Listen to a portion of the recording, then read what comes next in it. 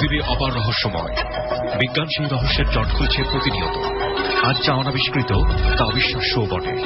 আমাদের দর অনুষ্ঠানে যে ঘটনার মুখোমুখি আপনি হতে যাচ্ছেন তার যুক্তিসিদ্ধ উত্তর নেই।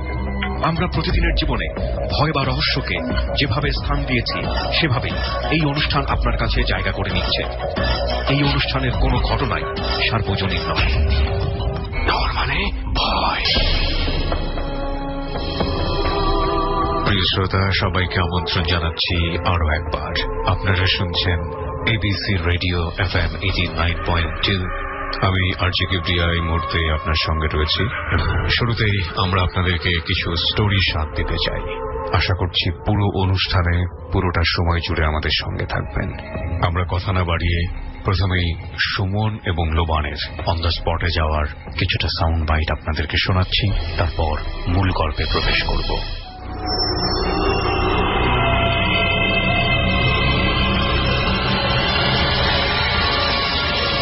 ডর মানে ভয়।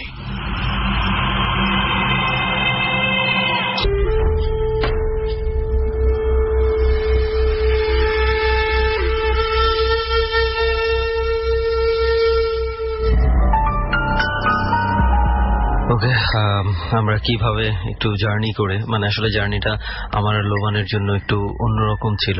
তো যাই হোক, পৌঁছে গেছে অবশেষে সেই বাসাটিতে। এই মুহূর্তে আমরা বাসাটিতে আছি এবং এই বাসাটিকে নিয়েও বেশ কিছু ঘটনা ঘটে গেছে এর মধ্যে, এবং দ্যাটস ওয়াই আমরা আসলে পুরো টিম নিয়ে এখানে চলে এসেছি। তো এই বাসাতে আসলে কি ধরনের ঘটনা ঘটেছে এবং কি ধরনের প্রবলেম হচ্ছে এই বিষয়গুলো আমি ধীরে ধীরে আপনাদের সাথে শেয়ার করব। তবে সেটা বরাবরের মতোই একদম শেষ দিকে এসে আপাতত যেটা করব যে আমাদের সাথে আজকে জার্নিতে যে দুজন মানুষ যোগ দিয়েছে তাদের ঘটনা আমরা শুনবো এবং তাদের সাথে পরিচিত হই। প্রথমে আরো একবার আমরা একটু আপনার নামটা শুনি। আমার নাম শৌমিক আহমেদ অরণ্য। Nice name. এবং অরণ্য ভাই, আমি যতটুকু শুনেছি যে আপনার কাছে বেশ কিছু ঘটনা আছে এবং সমস্ত লিসনারদের সাথে আমিও আজকে প্রথমবারের মতো আপনার ঘটনাগুলো শুনবো। সো আমরা স্টার্ট করতে পারি? জি অবশ্যই। শুরুতে কোনটা দিয়ে আপনি স্টার্ট করতে চান? শুরুতে আমি চাচ্ছি যে আমার বাসায় যে ঘটনাটা নিয়মিত ঘটতো সেটা দিয়ে আমি স্টার্ট করতে। ওকে, তাহলে অরণ্য ভাই ওটা দিয়ে আমরা স্টার্ট করি। আমার বাসাতে আমার সাথে টুকটাক ঘটনা। এটা কোথায় ঘটে? আমার বাসাটা মূলত ফরিদপুর শহরে। আমি আমার হোম ডিস্ট্রিক্ট ঝিনাইদহ। আমি ফরিদপুর শহরে থাকি, স্টাডি পারপাস এবং ফ্যামিলি পারপাসে থাকা হয়। আমার সমস্যাটা শুরু হয় লাস্ট 2-3 ইয়ার্স ধরে। এটা চলতেছে 2-3 বছর ধরে আমার ঘটনাটা চলতেছে। ঘটনাটা হলো, আমার বাসাতে নির্দিষ্ট টাইমে, যেমন প্রতিদিন সন্ধ্যা 7টা থেকে 7:30টার মধ্যে একটা স্মেল পাওয়া যেত। মানে স্মেল বলতে গেলে মানে গন্ধই, বাজে একটা গন্ধ পাওয়া যেত। এটা এক্স্যাক্টলি 7:30টা থেকে 8টার মাঝেই এটা পাওয়া যেত, জাস্ট 5 থেকে 10 মিনিটের জন্য, এবং আমার ঘরের নির্দিষ্ট একটা পয়েন্টে এটা পাওয়া যেত। এবং এটা কি শুধু আপনিই পেতেন নাকি বাসার সবাই পেত? প্রথম আমি নোটিস করতাম, পরবর্তীতে আমি বাসার মেম্বারদের এবং আমার ফ্রেন্ড সার্কেলদেরও আমি ডেকে নিয়ে আসে ওটাকে দেখানোর চেষ্টা, মানে অনুভব করানোর চেষ্টা করছি, এবং সবাই সেটা টের পাচ্ছে বিষয়টা। পরবর্তীতে এইভাবে চলতে থাকে। মানে প্রথম দিকে আমি ফ্যামিলি মেম্বারদের জানাই নাই, 5-7 মাস পরে যে আমি যখন এটা প্রবলেমটা আরো বেশি হয় তখন আমি জানাই। এইভাবে চলতে থাকে। তারপরে একদিন আপনার মাঝরাত্রের দিকে আমি ঘুমাচ্ছিলাম, ঘুমাইতে হঠাৎ করে অস্বস্তি লাগার কারণে আমি উঠে পড়ছি। উঠে বসতে যাব এমন সময় আমি দেখি আমার বিছানার পাশে একটা চেয়ার আছে। চেয়ারে নট হিউম্যান, মানে মানুষ না, অবয়ব টাইপের ফেসটা। আমি মানে যতটুকু দেখেছি সেটার বর্ণনা দিতে গেলে সেটা আমি লম্বাই 1 ফিট হতে পারে। মানুষের স্কিনের মতো না, চোখের জায়গা এবং নাকের যে জায়গাটা এটা মিলে এক হয়ে গেছে, এবং চোখটা স্পষ্ট না, ঘোলাটে টাইপের, মানে অন্ধকার টাইপের। দেখি আমাকে বসে আমার দিকে জাস্ট নোটিস করতেছে। এইভাবে আমি দেখে সাথে সাথে, মানে একটা হঠাৎ করে দেখলে তো একটা মানুষ সারপ্রাইজ হয়ে যাবে। পরবর্তীতে উঠে পড়ি। উঠে আমি জাস্ট অন্যদিকে ঘুরে আবার ওইদিকে তাকাইতে দেখি ওইটা খুব স্পিডে মুভ করে আমার ঘর থেকে বের হয়ে গেল। পরবর্তীতে এটা স্বাভাবিক যে ভয় পাইলে রুম অনেক হিট হয়ে যায়, টেম্পারেচার, মানে শরীরে অনেক টেম্পারেচার বেড়ে যায়, আমার অনেক গরম লাগতে থাকে। পরবর্তীতে আমি উঠে চলে গেছি ঘরের থেকে। মানে রুম থেকে বের হয়ে গেল বলতে কি, মানে এরকম দরজা খুলে কোনো কিছু একটা বের হয়ে গেল এই টাইপ নাকি? মানে জাস্ট দেয়াল ভেদ করে মনে হয়? না, দরজা দিয়ে আপনার মনে করেন দরজাটা খোলাই ছিল, দরজায় একটা পর্দা দেওয়া ছিল, এমন স্পিডে বের হয়ে গেল যে পর্দাটা মানে খুব জোরে স্ট্যান্ড ফ্যান দিয়ে বাতাস করলে যেমন উড়ে চলে যাবে, সাই করে উড়ে চলে গেল অবয়ব টাইপে। মানে আপনার একটা ছায়া বলতে পারেন আপনি, খুব ডার্ক। পরবর্তীতে আমি ঘর থেকে, মানে ওই সময় একটু নার্ভাস ফিল করি, পরবর্তীতে ঘরের থেকে আমি বের হয়ে যাই। বের হয়ে ওই দিন আমি আর ফ্যামিলি কাউকে কিছু জানাই না। পরে এইভাবেই আমি পরের দিনও চেষ্টা করি, জাস্ট ওইটা হয়তো হ্যালোসিলেশন হইতে পারে, আমি পরের দিন আবার রুমে আসি, ঘুমাতে চেষ্টা করি। পরের দিনও আমার সেম 2টা-2:30টার দিকে আপনার সেম একই সমস্যা, রুমের টেম্পারেচার। আমি ঘুমের ঘরে টের পাচ্ছি যে রুমের টেম্পারেচার অনেক বেড়ে গেছে, স্বাভাবিকের তুলনায় অনেক অস্বস্তি ফিল করতেছে। আমি যেদিকে ঘুমানোর চেষ্টা করি না কেন সমস্যা হয়, আর ঘরের মধ্যে টুকটাক আওয়াজ হচ্ছে, মনে করেন পিসটা উল্টাচ্ছে বা কোনো কিছু নিয়ে যে এক জায়গা থেকে আরেক জায়গায় রাখছে। এই আওয়াজ হচ্ছে, এইটাও কি যে কোনো সময় ফিল করেন না? জাস্ট রাতে, যখন তাও আবার 2-2:30টার পরে এটা পাওয়া যায়। পরবর্তীতে পরের দিন, ওই দিনের পরে, ওই ঘটনাটার পরের দিনও আমি সেম জিনিসটাই ওইভাবে দেখতে পাই, ওইভাবেই দেখে আমাকে ফলো করে। পরবর্তীতে আমি আসলে এই বিষয়গুলো নিয়ে একটু কিউরিয়াস ছিলাম, ফলে কিছু অনলাইনে ঘাটাঘাটি করি, বই পড়ে জানার চেষ্টা করি বিষয়টা কি। পরবর্তীতে জেনে মনে হয় যে আমার সাধ্যের বাইরে, সেক্ষেত্রে আমি আমার পার্শ্ববর্তী এক মসজিদের। আপনি বলছেন রাতের বেলা যখন ঘুমিয়ে থাকেন, আপনি ঘুম থেকে হঠাৎ করে জেগে দেখেন যে কোনো কিছু একটা অবয়ব, চেহারাটা আসলে একটু বিকৃত এবং সেটা আপনার দিকে তাকিয়ে থাকে এবং আপনি তাকানোর পরে হঠাৎ হুট করে বের হয়ে যায়। না, এটা প্রথম দিন হুট করে বের হয়ে গেছিল। পরবর্তী দিনগুলোতে হয় কি, আমি ওই ঘরে যতক্ষণ আর পরবর্তীতে ঘুমানোর চেষ্টা করি সেটা যেত না, কিন্তু আমি যদি ওর জায়গাতেই থাকতো, আমি যদি বের হয়ে অন্য ঘরে চলে যেতাম সেটা আমাকে আর ডিস্টার্ব করতো এবং রুম টেম্পারেচারটাও স্বাভাবিক থাকতো। কিন্তু এই সময় তো একটা মানুষের তো স্বাভাবিক মানুষের খুব ভয় পেয়ে যাওয়ার কথা এবং চিৎকার চেঁচামেচি করার কথা এই ধরনের একটা কিছু দেখি, তো আপনি ওই সময়টাতে এত নর্মাল কিভাবে? মানে বিষয়টা হলো, আমি ছোটবেলা বলতে মনে করেন ক্লাস 5-6 থেকেই আমি আপনার এই প্যারানর্মাল বিষয়গুলো নিয়ে একটু ঘাটাঘাটি করি। ফ্রেন্ডস আছে আমাদের গ্রুপ আছে কিছু, আমরা বিভিন্ন জায়গায় যাই। এই বিষয়গুলো থেকেই মানে আপনার মানে সাহসটা একটু বেড়ে গেছে যে এই জিনিসগুলাতে ছোটবেলা থেকে যেহেতু ফেস করে আসছি, টুকটাক জিনিস দেখি, সেহেতু চিল্লি করে তো কোনো লাভ নেই, জাস্ট নিজেকে কন্ট্রোল রেখে বিষয়টা হ্যান্ডেল করার চেষ্টা করতেছিলাম। পরবর্তীতে আমি হুজুরের কাছে যাই আরো কয়েকদিন পরে, আমি যেতে চাইছিলাম না। পরে 4-5 দিন পরে আমার ছোট একটা ভাই আছে, 4 বছর বয়স, সেও একই সমস্যায়, মানে যেহেতু সে ছোট, তার বর্ণনাটা আমি তাকে আমার বিষয়ে কোনো কিছু বলি নাই, সে এরকম ভয়তে রাত্রিবেলা ঘুম থেকে উঠে পড়ছে, কান্নাকাটি করছে। পরবর্তী দিন আমি মানে জাস্ট খেলার ছলে ওর কাছে শুনতেছি কি দেখছে, বাট ও যেই বর্ণনাগুলো দেই, যেই আকৃতিটা দেখছি আমি নিজে, আমার বর্ণনার সাথে ওর বর্ণনাটা মিলে যায়। পরবর্তীতে আমি আমারটা না চিন্তা করে, আমি আমার ভাইয়ের সেফটির কথা চিন্তা করে আমি হুজুরের কাছে যাই এবং তিনি কিছু তদবির দেন, যেটা পরবর্তীতে অ্যাপ্লাই করার পরে মাসখানেকের মধ্যে আস্তে আস্তে ওটা সলভ হয়ে গেছে। মানে গন্ধ আর পাওয়া যায় না, গন্ধটা চলতে থাকে, গন্ধটা বাট ওই যে জিনিসটা দেখতে পাওয়ার কথা ওটা আর দেখি না। তো পরবর্তীতে পাশের রুমে চলে গেলে, পাশের রুমে আমি একাই ঘুমাতাম, ওই রুমে গেলে আপনার এই সমস্যাটা দেখা যেত না, কিন্তু আমি আমার রুমে থাকলে এই সমস্যাটা হয়। এমনকি আমার একদিন আমি ঢাকাতে আসার কারণে আমার ফাদার ওই রুমে ছিল, সেও বলতেছে যে এই রুমে কিছু অ্যাবনর্মাল থিংস ঘটে। What about smell? ওইটার কি কোনো কিছু মীমাংসা হয়েছিল? মানে বা ওইটার পরবর্তীতে ওইটার মীমাংসা আমি নিজেই করেছি। বিষয়টা আমি মানে ওই যে বললাম যে বই টই পড়ি, এটা থেকে আমি নিজেই কিছু মানে অনেক ঘাটাঘাটি করে কিছু তদবির নিজেই বের করে অ্যাপ্লাই করে দেখলাম, পরবর্তীতে সেটা কাজ হয়েছে। তবে যদি আমি এখন মনে করি বা আমি বাসায় যেয়ে যদি মনে করি যে আমি আজকে স্মেলটা পাবো, জানি না কিভাবে 1-2 দিনের মধ্যে এটা ঘটে যায়, স্মেলটা আবার পাওয়া যায়। এটা কি ঢাকাতেও ঘটে? না, শুধু আমার রুমে, মাত্র ওই রুমেই ঘটে। গন্ধটাকে মিস্ট্রি বলবো নাকি আপনার রুমের যে অংশটা আছে ওই অংশটাকে মিস্ট্রি বলবো? জিনিস আমি যেটা অ্যাড করতে চাই, যে আমি হুজুরের সাথে কথা বলার পরে পূর্ব থেকে পশ্চিম দিকে আড়াআড়ি ভাবে একটা মানে ওনার আইডিয়া যে এটা জিনদের যাতায়াতের রাস্তায় পড়ে গেছে, এই জন্য এই সমস্যাটা ঘটে। আসলে আমরা গত উইকে আমরা গিয়েছিলাম একটা হন্টেড প্লেসে, সেখানেও এরকম একটা প্রবলেম ছিল, যেখানে বাসাটা কিছু দুষ্ট প্রকৃতির জিনের যাতায়াতের রাস্তায় পড়ে গিয়েছিল এবং সেই জন্য অবশেষে তারা বাড়িটা ভাঙতে সিদ্ধান্ত নিয়েছিল। ওই বাসা তো এখনো আছে? জি, ওই বাসা এখনো আছে এবং আমরা এখনো ওইখানে থাকি, বাট আপাতত সমস্যাটা আগের মতো নাই। তো এবার নেক্সট ঘটনার দিকে যাই। নেক্সট ঘটনাটিও আমার বাসাতে এবং আমার রুম কেন্দ্রিক। আমি একদিন মানে ফ্রেন্ডদের সাথে চ্যাট করতে করতে অনেক রাত হয়ে গেছে, হঠাৎ করে আমি টের পাচ্ছি যে আপনার ফ্ল্যাটে টোটালটাতেই চাবি মানে অনেকগুলো চাবি একসাথে নিয়ে নাড়াচাড়া করলে যে আওয়াজটা পাওয়া যায় সেমন একটা আওয়াজ হচ্ছে। অত রাত্রে এটা তো সবার ঘুমানোর কথা, আমি উঠে যেহেতু দেখি সবাই ঘুমাচ্ছে এবং আমি ফ্ল্যাশ লাইট দিয়ে সব জায়গাটা চেক করে আসি, বাট এমন কোনো কিছু পাই না। পরে যে আমি আবার আমার রুমে এসে বসি, তখনই আবার চাবি নাড়ানোর আওয়াজটা স্টার্ট হয়ে যায়। পিছন সাইডে যে টেবিলটা রয়েছে, আমার টেবিলের পরে কি চাবি নাড়াচ্ছে বা আমাদের অন্য রুমে চাবি নাড়াচ্ছে, আমি অনেকক্ষণ অসহ্য হয়ে যায়। পরে উঠে মানে নিজের রাগের বশতেই মনে করেন একটু চিল্লায় উঠি, ফলে কিছুক্ষণের জন্য এক আওয়াজটা থেমে যায়, তারপরে আমি আবার উঠে একটু ঘরে ঘোরাঘুরি করে আমি আবার এসে বসার সাথে সাথে শুধু কি চাবি নাড়ানোর শব্দটাই শুনতে পান, চাবির অস্তিত্ব কোথাও না, চাবির অস্তিত্ব কোথাও পাওয়া যায় না। যেই জায়গায় যাই অন্য জায়গাতে চাবি নাড়ানোর আওয়াজ আসে। মনে করেন প্রথমে একটা জিনিস ফলো করে গেলাম যে এদিক থেকে সাউন্ডটা আসছে, ওখানে যাওয়ার পরে মনে হয় না অন্য দিক থেকে আসতেছে। এমন রুমের সাথে একটা বারান্দা আছে, ওইখান থেকে একটা মহিলার গলায় আওয়াজ শুনতে পাই। পরবর্তীতে আমি মানে কতক্ষণ 2-3 এক জায়গায় দাঁড়ায়, 2-3 মহিলা একসাথে দাঁড়িয়ে কথা বলতেছে। পরবর্তীতে আমি চেষ্টা করি আপনার মানে সাহস করি, যেহেতু এক্সপিরিয়েন্স আছে সেহেতু আমি দুইটা মোবাইল আমার দুইটাই হাতে করে নিয়ে পকেটে নিয়ে আমি জাস্ট বারান্দার গেটটা খুলে আমি বারান্দায় যাই। যাওয়ার সাথে সাথে দেখি কখনো কিছু নাই, মানে বারান্দায় কোনো যে মানুষ 3জন কথা বলতেছিল মহিলারা মানে অস্তিত্ব নাই। পরবর্তী বারান্দায় দাঁড়ানোর সাথে সাথে নিচে দেখি আমার ফ্ল্যাট 4 তলায়, নিচে আমার ফ্ল্যাটে সোজাসুজি বারান্দার নিচে দেখি 10-12টা কুকুর খুব জোরে চিল্লাচিল্লি করতেছে। কি ভাববো কি না, আমি আরো 5 মিনিট দাঁড়িয়ে থাকলাম যে বারান্দায় যে কিছু দেখা যায় কিনা, সিকিউরিটি গার্ড রাস্তায় ঘোরাঘুরি করে আছে কিনা, কিন্তু এমন কোনো কিছু আমি মানে সিকিউরিটি গার্ডও ওই দিন আমি পাই নাই। পরবর্তীতে 5 মিনিট দাঁড়িয়েছিলাম, তার 2 মিনিটের মধ্যে কুকুরগুলো চলে যায় ওখান থেকে। আমি যে সময় মহিলাদের আওয়াজ শোনা যাচ্ছিল সেই সময় আপনার কুকুরদের আওয়াজটা শোনা যাচ্ছিল না।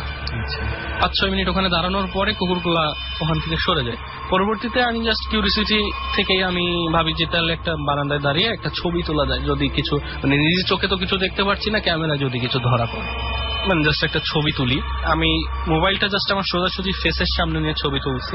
ফ্ল্যাশ পড়লে জাস্ট আমার পিছনে পড়বে, মানে শ্যাডোটা আসলে পিছনে আসবে, বাট আমার লেফট সাইডে মানে গ্রিল ছিল বারান্দার, ওইটা একটা মানুষের আকৃতির এক ছায়ায় পুরো গ্রিলটা অন্ধকার, মানে নির্দিষ্ট অংশ যে একটা মানুষের ছায়া পড়লে যেমন হবে এমনটা গ্রিলের উপরে পড়ছে, বাট ছায়ার ভিতর দিয়েও দেখা যায়, বাট ওই জায়গায় গ্রিলের যে সিকগুলা ওইগুলা কিচ্ছু দেখা যাচ্ছে না। তাও আবার আমার লেফট সাইডে হাতের পাশেই।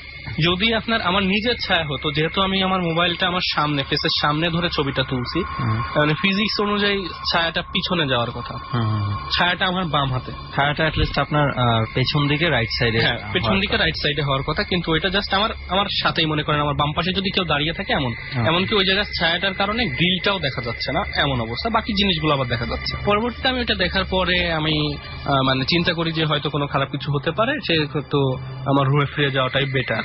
আমি কিছু দোয়া কালাম পারতাম, সেগুলো পড়ে আমি গেটটা লক করি, এবং গেট লক করারও কিছু মানে আমল আছে করে আমি রুমে চলে আসি। তারপরে আসার 5-10 মিনিট আমি ঘরে বসে কিছু আমল করি। পরবর্তীতে রাত্রে আর কোনো সমস্যা হয়। আরো কোন ধরনের কোন ঘটনা কি আছে? জি, আমার নিজের সাথে যে ঘটনাটা আমি প্রথমে শেয়ার করলাম, যে জিনিসটা আমি দেখতাম ওয়েবটা, ওইটার সাথে রিলেটেড কিছু মানে একটা ঘটনা জড়িত আছে। যেমন 2 সপ্তাহ পরে বাসায় আমার যখন ছোট ভাইয়ের সাথে প্রবলেম হয়, পরবর্তীতে আমি নিকটস্থ মসজিদের হুজুরের সাথে যোগাযোগ করি, তিনি আমাকে কিছু আমল দেন, আমি ওটা অ্যাপ্লাই করি। পরবর্তীতে দেখা যায় যে ওটার 1 দিন কি 2 দিন পরে আমি ঘুমাচ্ছি, আমি যেহেতু আমার রুমে ঘুমাইতে সমস্যা হইতো, কিন্তু আস্তে আস্তে ওইটার মানে আপনার ইফেক্টটা কমতে থাকে।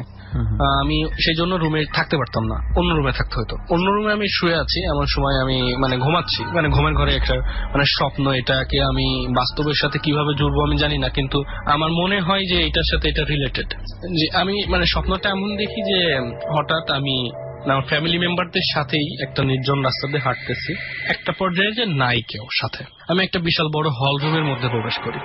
হল রুমের মধ্যে প্রবেশ করার পরে মানে হল রুমটা অনেক বড়, একটা স্টেডিয়ামের সাইজের হল রুম, উপরে ছাদ আছে, মানুষগুলো সব চারিপাশ দিয়ে মানে গ্যালারির পাশ দিয়ে যদি আমরা চিন্তা করি, গ্যালারির পাশ দিয়ে মানুষজন চলাফেরা করতেছে, বাট আমি মাঝখানে। এটা আপনি স্বপ্নে দেখছেন? এটা আমি স্বপ্নে দেখছি। আমি যেহেতু মাঝখান দিয়ে হাঁটতেছি, আমার চারপাশে কোনো লোক নেই, যা আছে সব অনেক দূরে এবং নির্দিষ্ট এরিয়া দিয়েই চলাফেরা করতেছে। কিছুক্ষণ ওইখানে হাঁটার পরে আস্তে আস্তে আমি দেখছি মানুষগুলা আস্তে আস্তে কমে যাচ্ছে। হঠাৎ আমি দেখি যে 4জন কি 5জন হবে মহিলা। জাস্ট এমনি যদি স্বপ্ন দেখি সেটার 100% বর্ণনা দেওয়া যায় না, কোনো কিছু দেখানো হলে সেটার 100% বর্ণনা দেওয়া সম্ভব হয়, সূক্ষ্মভাবে বলা যায় না। জি, আমি মহিলা এই জন্যই বলছি যে সম্পূর্ণটা কালো কাপড় পরা ছিল এবং জাস্ট ফেসটা দেখা যাচ্ছিল, ফেসটা ছিল আপনার অ্যাশ কালারের, চোখগুলো আছে, নাকটা আছে, মুখ আছে। এই আমার দিকে এগিয়ে আসছে, আস্তে আস্তে এক পর্যায়ে একটু ক্লোজ হওয়ার পরে ওরা খুব দ্রুত আসতে থাকে, এসে জাস্ট অ্যাটাক ঝাঁপ দিয়ে এসে মারতে যাচ্ছে।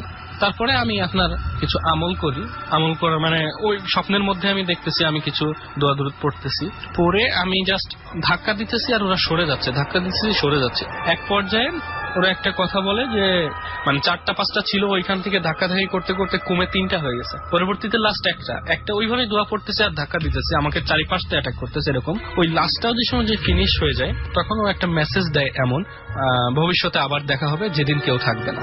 আমি এখনো ওইটা ভাবলে আমার কাছে মানে গা শিহরিয়ে ওঠে যে সেটা আবার কবে হবে জানি না, এটার কি মিনিং হবে থাকবে না, মানে আসলে মিনিংটা কি এটা এখনো আইডেন্টিফাই করতে পারি নাই আমি নিজে। পরবর্তীতে আমি এই বিষয়টা নিয়ে আমি মসজিদের হুজুরের কাছে আবার যাই। উনি যেটা আইডিয়া করে বলেন যে হতে পারে যে জিনিসগুলো এখান থেকে চলাফেরা করতো, এই যে ঘরে কিছু আপনার আমল করার ফলে সে তারা যেতে পারছে না, তারাই হয়তো কোনো কিছু দেখেছে বা কোনো মানে ভবিষ্যতের কোনো আভাস দিয়ে গেছে আমাকে, এটাই হতে পারে।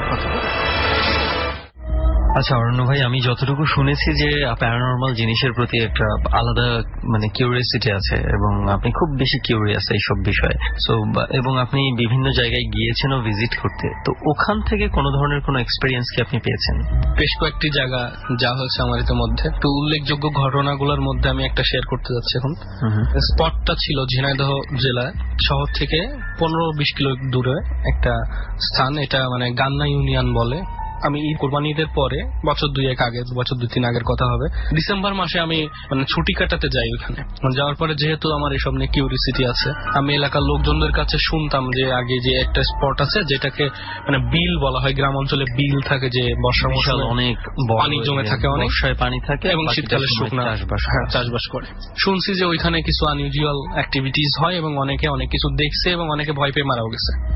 আমার একটা ফুফাতো ভাই ছিল আর গ্রামের আর এক চাচাতো ভাই ছিল, আমরা 3জন মিলে প্ল্যান করি যে আমরা যাব। প্ল্যান অনুযায়ী আমরা বাসা থেকে 12টার দিকে বের হই এবং 5-6 কিলোমিটার হেঁটে আমরা সেই বিল পর্যন্ত পৌঁছাই। ধান চাষ করার জন্য আই করে থুয়ে রাখা, ওইটার উপর যে আমরা বসি আর 1-2 ঘন্টা সময় নিয়ে থাকবো, দেখি যদি কিছু দেখতে পারি কিনা। সো আমরা 3জন গেছিলাম। সময়টা ডিসেম্বর মাস এবং অত্যন্ত শীত পড়তেছিল ওই সময়টা এবং মানে কুয়াশাও ছিল অনেক। বাট আমরা যখন ব্যাক করি ওই সময়টা তো অনেক কুয়াশা ছিল। শীতের মধ্যে আমরা মাঠে বসে আছি, ফাঁকা মাঠ, অনেক বাতাস হচ্ছে, ঠান্ডা লাগতেছে সবারই। মানে হুট করে চলে গেছিলাম তো, মানে ও হেভি কাপড় টুপড় পরে যায় নাই। মাঠের মধ্যে বসে আছি, বসে মানে ইন্টারেস্টিং বিষয় যে আমরা ওই দিন ডর শুনতেছিলাম, 2 ঘন্টা ধরে প্রোগ্রামটা শুনি। শোনার পরে ওই শোনার মধ্যে আমরা কোনো কিছু নোটিস করি নাই, যেহেতু হয়তো ওইদিকে মনোযোগ ছিল না বলেই এটা হয়েছে। আমরা একটার পর থেকে আমাদের একটা বড় লাইট নিয়ে গেছিলাম, আমরা লাইট নিয়ে জাস্ট আশপাশ দেখা শুরু করি যে যদি কিছু চোখে পড়ে। হঠাৎ করে 1:30টার দিকে আমরা একটা জিনিস লক্ষ্য করি যে মাঠের মধ্যে 15-20টা গরু একটা জায়গাতেই চলাফেরা করতেছে। মানে বিষয়টা মানে ইজিলি নেওয়া যায় যে গ্রামগঞ্জ এলাকা, গরু থাকতেই পারে, গরু চড়ে বেড়াতে পারে মাঠে। প্রশ্নের বিষয়টাই যে রাত তখন প্রায় 2টা বাজে, যদি কোনো কৃষকের গরু হয়ে থাকে সে বাড়ি নিয়ে যাবে, আর এই শীতের মধ্যে গরু ছেড়ে রাখলে অসুখ বিসুখে গরুগুলো ক্ষতিগ্রস্ত হতে পারে। সো লজিকে এটা মেলানো যাচ্ছে না যে গরু এত রাত্রে মাঠের মধ্যে, তাও আবার এতগুলা হলো কথা ছিল হারিয়ে গেলে হতে পারে, হারিয়ে গেছে অথবা ছিঁড়ে চলে আসছে, কিন্তু এতগুলা গরু মানে একটু আনইউজুয়াল। পরবর্তীতে আমরা জাস্ট ওটাকে স্বাভাবিকভাবে নিয়ে বসে জাস্ট গল্প করতেছি এবং 3জন 3 দিকে মুখ করে আছি, যাতে কোনো দিক থেকে কোনো কিছু দেখা গেলে যাতে সবাই সে অ্যালার্ট হতে পারে। কিছুক্ষণ পরে দেখি গরুগুলো আমাদের দিকে মুখ করতেছে, মানে আমাদের কাছে আসতেছে আস্তে আস্তে। ছিল মনে করেন 600-700 মিটার দূরে, কারণ বিল তো পুরো ফাঁকা, সবকিছু দেখা যায় ওই সময়টাতে। আমাদের কাছে আসতে শুরু করে। পরবর্তীতে যখন 100 মিটার দূরত্ব হবে, আমরা যেহেতু যে বিদেশি বড় টর্চ লাইট আছে, অনেক দূর দেখা যায়, আমি ওটা মেরেই ওদের দিকে গরুর দিকেই বসে রয়েছি। পরে আস্তে আস্তে আস্তে আস্তে আস্তে 100 মিটার হবে, তখনই হঠাৎ করে আওয়াজ করে গরু টরু সব ভ্যানিশ, মানে কিচ্ছু নাই ওই জায়গায়। মানে ভয়। প্রিয় শ্রোতা, এই অনুষ্ঠানটি চলাকালীন সময়ে আপনি একটি নীরব জায়গায় বাস করুন এবং আপনার ঘরের মধ্যে অবস্থান হলে জানালাটা হালকা করে খোলা রাখুন, বাতিটি নিভিয়ে দিন, রেডিওর ক্রিস্টাল ক্লিয়ার সাউন্ড নিশ্চিন্ত করুন। এরপর শুনতে থাকুন ডর। দেখুন সত্যি সত্যি ব্যাপারটি এটি কিনা যেটা আমরা বলি ডর মানে ভয়। ডর। 100 মিটার হবে, তখনই হঠাৎ করে আওয়াজ করে গরু টরু সব ভ্যানিশ, মানে কিচ্ছু নাই ওই জায়গায়।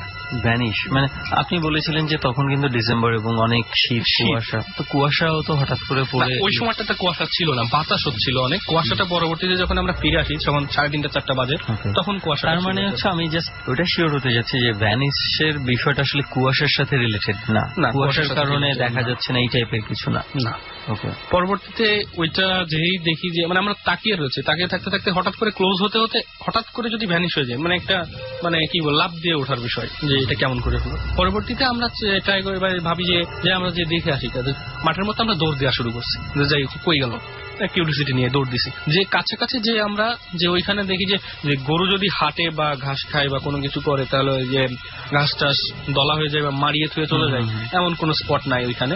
এবং আশপাশে আরো 50-100 মিটার আমরা হাঁটাহাঁটি করে দেখার চেষ্টা করি যে জাস্ট অন্ধকারে দেখা যাচ্ছে না এরকম কোনো কিছু নাকি, না কোনো জায়গায় কোনো গরুর কোনো অস্তিত্ব নেই। পরবর্তীতে আমরা আমাদের আগের জায়গায় এসে আবার বসার পরে যে জিনিসটা আমরা দেখতে পাই, মানে সাথে সাথে না, বসেছিলাম গল্প করতেছি, গল্প করতে করতে হঠাৎ করে দেখি যে আমাদের থেকে মনে করেন 50-60 মিটার দূরতে একটা খেজুর গাছ ছিল। মাঠের মধ্যে একটাই খেজুর গাছ ছিল। অনেকেই চিনে, কারণ ওই এলাকায় যেহেতু মানে মাঠে অনেক সময় লোকেশন সেট করার জন্য বিভিন্ন গাছ বা একটা পুকুর বা এরকম টাইপের কিছু সেট করে। ওই মাঠে একটাই খেজুর গাছ ছিল। আমরা বসে ওইটা থেকে কিছুটা দূরে বসে আছি, হঠাৎ করে শুনতে পাচ্ছি যে বিকট শব্দের ডালপালা ভাঙার আওয়াজ হচ্ছে এবং খুব কাছের থেকেই হচ্ছে। এত রাত্রে মানুষজনের ডালপালা ভাঙার কথা না, আর যেহেতু আমাদের 4-5 কিলোমিটারের মধ্যে পুরা ফাঁকা মাঠ, সো যে গাছ ডালপালা ভাঙার আওয়াজটা মানে অ্যাকসেপ্ট করা যাচ্ছিল না। আমরা চারিপাশেই জাস্ট দেখতে থাকি, এদিক ওদিক তাকাই যে এত জোরে সাউন্ড ক্লোজ থেকে না হলে বেশি দূরের থেকে হলে পাওয়ার কথা না। পরবর্তীতে আমরা গাছের দিকে তাকিয়ে দেখি গাছটা মানে খেজুর গাছ, যে আপনার বাতাসে নড়বে, যে একেবারে হেলে যাবে। খেজুর গাছ শক্ত, কিন্তু অনেক শক্ত, রাইট। 90 ডিগ্রি অ্যাঙ্গেল থেকে যদি একটা গাছ 30 ডিগ্রি অ্যাঙ্গেলে চলে আসে, তাহলে কতটা বাঁকাতে পারে আমি মানে বোঝাবো কিভাবে, মানে বোঝাতে পারছি না। মানে এতটা বাঁকা, দুই পাশে মানে এমন পরিমাণে বাঁকাচ্ছে, মনে হচ্ছে যে একটা মানুষ দাঁড়িয়ে একবার ডানে মুভ করতেছে, একবার বামে। পরে আমরা ওইটা দেখে, এটা কি শুধু তো গাছ যেহেতু একটাই ছিল, একটাই গাছ, ওকে, আমাদের থেকে 50 মিটার বেশি হবে না, আর 50 মিটার খুব বেশি দূরত্ব না। আমরা লাইট দিয়ে ওইটা দেখতেছি এবং আস্তে আস্তে পিছিয়ে আসতেছি, যে হয়তো এটা আমাদের জন্য কোনো ওয়ার্নিং হইতে পারে। যেহেতু আমরা যাই বিভিন্ন হন্টেড প্লেসে যাই এবং ওয়ার্নিং বেশি পাইলে আমরা ওখান থেকে মুভও করি, যেহেতু আমাদের প্রোটেকশন যেটা আমরা জানি সেটা নিয়েই যাই, কিন্তু ওই এক্সপার্ট না আমরা, রাইট। ওই প্রোটেকশনটা আসলে কতটুকু অ্যাপ্রোপ্রিয়েট ওটা আমাদের জানা নাই, ওটা আমাদের জানা নাই। এই জন্য আমরা বেশি রিস্ক না নিয়ে ভাবি যে আমাদের পিছিয়ে আসা উচিত, যেহেতু হতে পারে এটা আমাদের জন্য ওয়ার্নিং। মানে রাত অনেক ছিল এবং কুয়াশা ছিল পরবর্তীতে, এবং টর্চ লাইট মেরে আমি কোনো ছবি নিতে পারতেছিলাম না। পরবর্তীতে আমরা 15-20 মিনিটের মধ্যেই নড়ানড়ি চলাকালীন সময়ে আমরা পিছাতে বাসায় চলে আসি। এটাই ওই দিনকের কাহিনী। পরবর্তীতে আমাদের সাথে যে গেছিল তার মধ্যে একজনের অবস্থা খুব খারাপ হয়ে গেছিল, হাঁটুর থেকে নিচের পায়ের বল পড়ে যায়। স্বাভাবিক মানুষ, এসএসসি পরীক্ষা দিচ্ছে। আমি সরি বুঝিনি, হাঁটু থেকে পায়ের বল পড়ে যায় মানে হাঁটুর নিচে তার কোনো রেসপন্স পাচ্ছিল, রেসপন্স নাই, পড়ে গেছে মাটিতে, উঠে দাঁড়াতে পারতেছে না, বাট এইটুকুর কোনো রেসপন্স নাই, উপরে ঠিক আছে। পরবর্তী আমরা কি করব, মানে অবাক হয়ে গেলাম, কি করবো, অত রাত্রে মানুষজন ডাকলে বকাও দিতে পারে যে এত রাত্রে তোমরা এখানে কি করতেছো।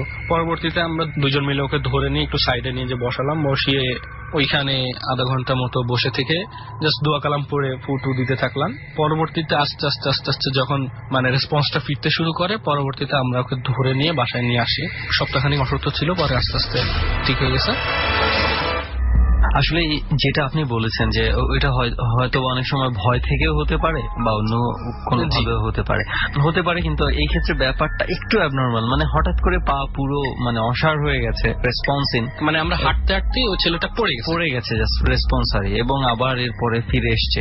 আমি জানি না এটার মধ্যে অন্য কিছু আছে কিনা, তবে এতটুকু জানি যে আপনার এখনো পর্যন্ত যে এক্সপেরিয়েন্স আপনি গেদার করেছেন, এটা আমরা শুনে বলবো চমৎকার, কিন্তু ফিল করতে গেলে সেটা আমাদের জন্য ভয়ঙ্কর হয়ে যাবে বিষয়টা।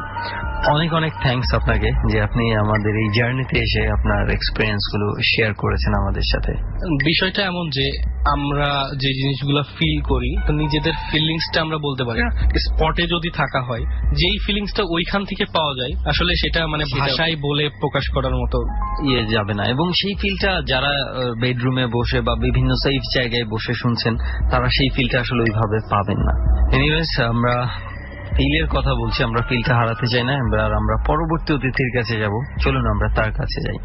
আপনার নাম কি? আমার নাম মাহবুবুর রহমান। মাহবুবুর রহমান, আপনি ঢাকাতেই তো থাকেন? ঢাকাতেই থাকি। ওকে, সো মাহবুব ভাই, আমরা ঘটনায় চলে যাই সরাসরি। কোন ঘটনা আপনি শেয়ার করতে চান? ঘটনাটা হচ্ছে, আমি তখন ক্লাস 9 অথবা 10 পড়ি, মামার বাড়ি ঘুরতে গেছি শীতের সময়। এটা ছিল গ্রাম অঞ্চল, তো গ্রামে দেখবেন শীতের সময় ওয়াজ মাহফিল হয়, বিভিন্ন ওয়াজের আয়োজন করা হয়, ওয়াজ মাহফিল হয়। তো পাশের গ্রাম বলতে হাওড়ের ওই পাশে ওয়াজ মাহফিল হচ্ছে, সব লোকজন গেছে, আমরাও 4 জন গেছি। 4 জনের মধ্যে আমি, 2 খালাতো ভাই আর 1 মামাতো ভাই। এর মধ্যে খালাতো ভাই একটা হচ্ছে, সে ইউকে থেকে আসছে। আচ্ছা, তো সবাই মিলে গেছি, মজা টজা করতেছি, ওয়াজ শুনতেছি।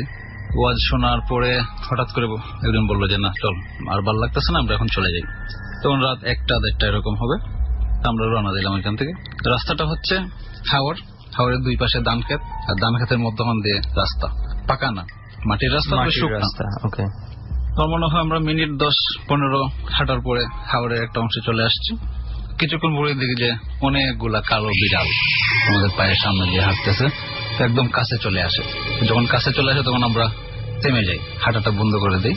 তো আবার যখন একটু দূরে যায় আবার হাঁটার চেষ্টা করি। এর মধ্যে আমার খালাতো ভাই, যেটা ইউকে থেকে আসছে, সে খুব দুষ্ট ছিল। সে কি করছে, একটা বিড়ালকে লাথি দিয়ে দিয়েছে। তো বিড়ালটা অনেক দূর, একদম ধান ক্ষেতের মধ্যে গিয়ে ছিটকে পড়ছে। এরপরে আমরা ওকে চিল্লাচিল্লি করছি যে এটা খারাপ হতে পারে, বিপদ হতে পারে। তো দিয়ে দিচ্ছে, তো আর কি করার। তো আমরা স্বাভাবিকই ছিলাম, ওই বিষয়টা আমরা বুঝতে পারিনি যে সে আসলে বড় একটা ভুল করে ফেলছে বা এফেক্টে যে চলে আসবে খুব তাড়াতাড়ি, এরকম কিছু আমরা চিন্তাও করিনি। হাঁটতেছি হঠাৎ করে শুনি আপনার ধান ক্ষেতের 2 পাশে অনেকগুলা বাচ্চা, মহিলা কথা।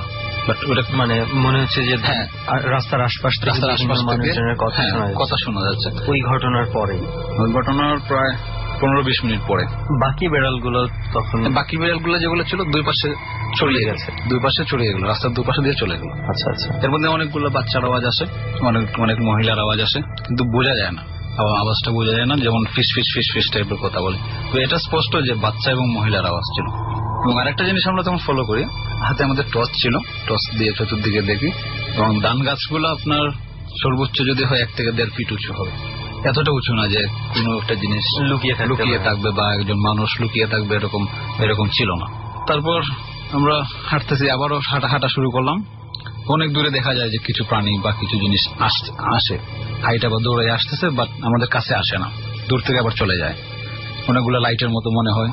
অনেক সময় যে গ্রামে দেখবেন প্রদীপ জ্বলে, কেরোসিন বা অন্য কোনো জিনিস দিয়ে এগুলো জ্বালানো হয়, এগুলোর মতো দেখা যায়, হঠাৎ জ্বলে উঠে আবার নাই।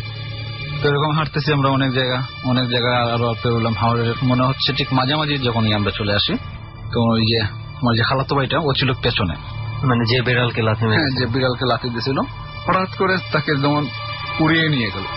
ধরেন আমরা যে রাস্তাতে ছিলাম, ওই রাস্তা থেকে 10-15 ফিট ক্ষেতের মধ্যে নিয়ে ফেলে দিল। ক্ষেতটা ছিল স্যাঁতস্যাঁতে, মানে সামান্য কাদা, সামান্য পানি খেলে বা পিছলা, এত দূর গিয়ে পড়ার কথা না।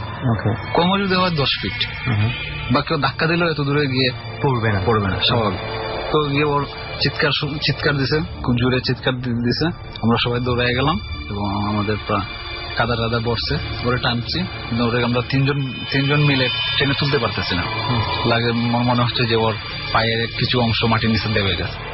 যাই হোক, খুব কষ্ট করেছি, সুরাডুর আমরা সবাই পড়লাম। একটা পর্যায়ে ওকে আমরা তুলে নিয়ে আসি, পাশে একটা ডুবা ছিল, ডুবাতে পানি দিয়ে ওকে শরীরটা ধুয়ে নিয়ে আমরা হাত পা ধুই। যখন আমরা ধুইতেছি, ও বলতেছে আমি তো পা আমার কাঁপতেছে। আমার বলছে তো ঠান্ডা, শীতের সিজন ছিল, এর জন্য হয়তো ওর পাটা কাঁপতেছে। এবং আমাদের শীত লাগতেছে না, কারণ আমরা যে ওকে টানতেছি, পরিশ্রম করছি, আর শীতের ফিলিংসটা নিয়ে গেছেন। আর শীতের ফিলিংসটা তখন আসতেছে না, ও বিপদে পড়ছে, ওরা টাইনা তুলি, এই জিনিসটা আমাদের মাথায় কাজ করতেছে। তারপর ওর পাটা ধোয়াইলাম, জুতা টুতা ছিল ওইগুলো ফেলে দিছি, আমরা হাত মুখ ধুলাম। ধোয়ার পরে সে একেবারেই হাঁটতে পারে না, এবং বলতেছে যে আমার ডান পাটা মনে হচ্ছে যে তোমার সাথে নেই, পা যে আছে সে এটা ফিলই করতে পারতেছে, কোনো ফিলিংস নেই যে ডান পায়ে আমরা দৌড়ি, সে অনুভূতি হারিয়ে গেছে ডান পায়ে একদম। এসব করে দুপাশ দিয়ে 2 জন দৌড়ি, আর আরেকটা বাইরের হাতে লাইট, ও সামনে থেকে লাইট দিতে টর্চ মারতেছে। অনেক দূর নিয়ে আসার পরে আমরাও কাহিল হয়ে পড়ি, আর কেন জানি মনে হচ্ছে যে আমরা একই জায়গায় ঘুরতেছি। যে রাস্তার এদিক থেকে একবার হাঁটি, তারপর আবার ঘুরে এদিক দিয়ে আসি। মানে এটা আমরা বুঝতেছি কোনো একটা সার্কেলে আটকে গেছে, কোনো একটা জায়গায় আমরা শুধু হাঁটতেছি, কিন্তু মানে কোন গন্তব্যে পৌঁছতে পারতেছি না, এদিকে যাচ্ছি হাওড়ের, না এদিকে আসতেছি। কিন্তু এটা আমরা বুঝতেছি যে আমরা একটু সামনে গিয়ে আবার ঘুরতেছি, পেছন থেকে আবার ঘুরতেছি, এটা বুঝতেছি আমরা। সামনে যাচ্ছে মানে খুব বেশি সামনে এগোতে পারতেছি না, আবার খুব বেশি পেছনে যেতে পারতেছি না।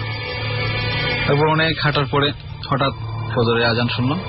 ফজরের আজান যেটা বুঝতে পারছি, আজান শোনার পরে মনে হলো যে হঠাৎ পরিবেশটা খুব শান্ত, ঠান্ডা, এরকম ওই ধরনের ফিসফিসানি আর নেই। এবং আরেকটা তখন যেটা সমস্যা হয় যে আমরা যারা ছিলাম আরো 3 জন স্বাভাবিক, তখন আমরা অসুস্থ হয়ে পড়ি, আমরা একদম কাহিল, আমরা মানে ক্লান্ত হয়ে আর উঠতেই পারতেছি না, দাঁড়াবো তো দূরের কথা, ওই গাছের মধ্যে আমরা বসে যাই। আর গ্রামে আপনি দেখবেন সুমন ভাই যে সকালে যখন আপনার জমি চাষের সময় হয়, লোকজন কৃষক যারা আছে সবাই মাঠে যায়, খুব ভোরবেলা যায়।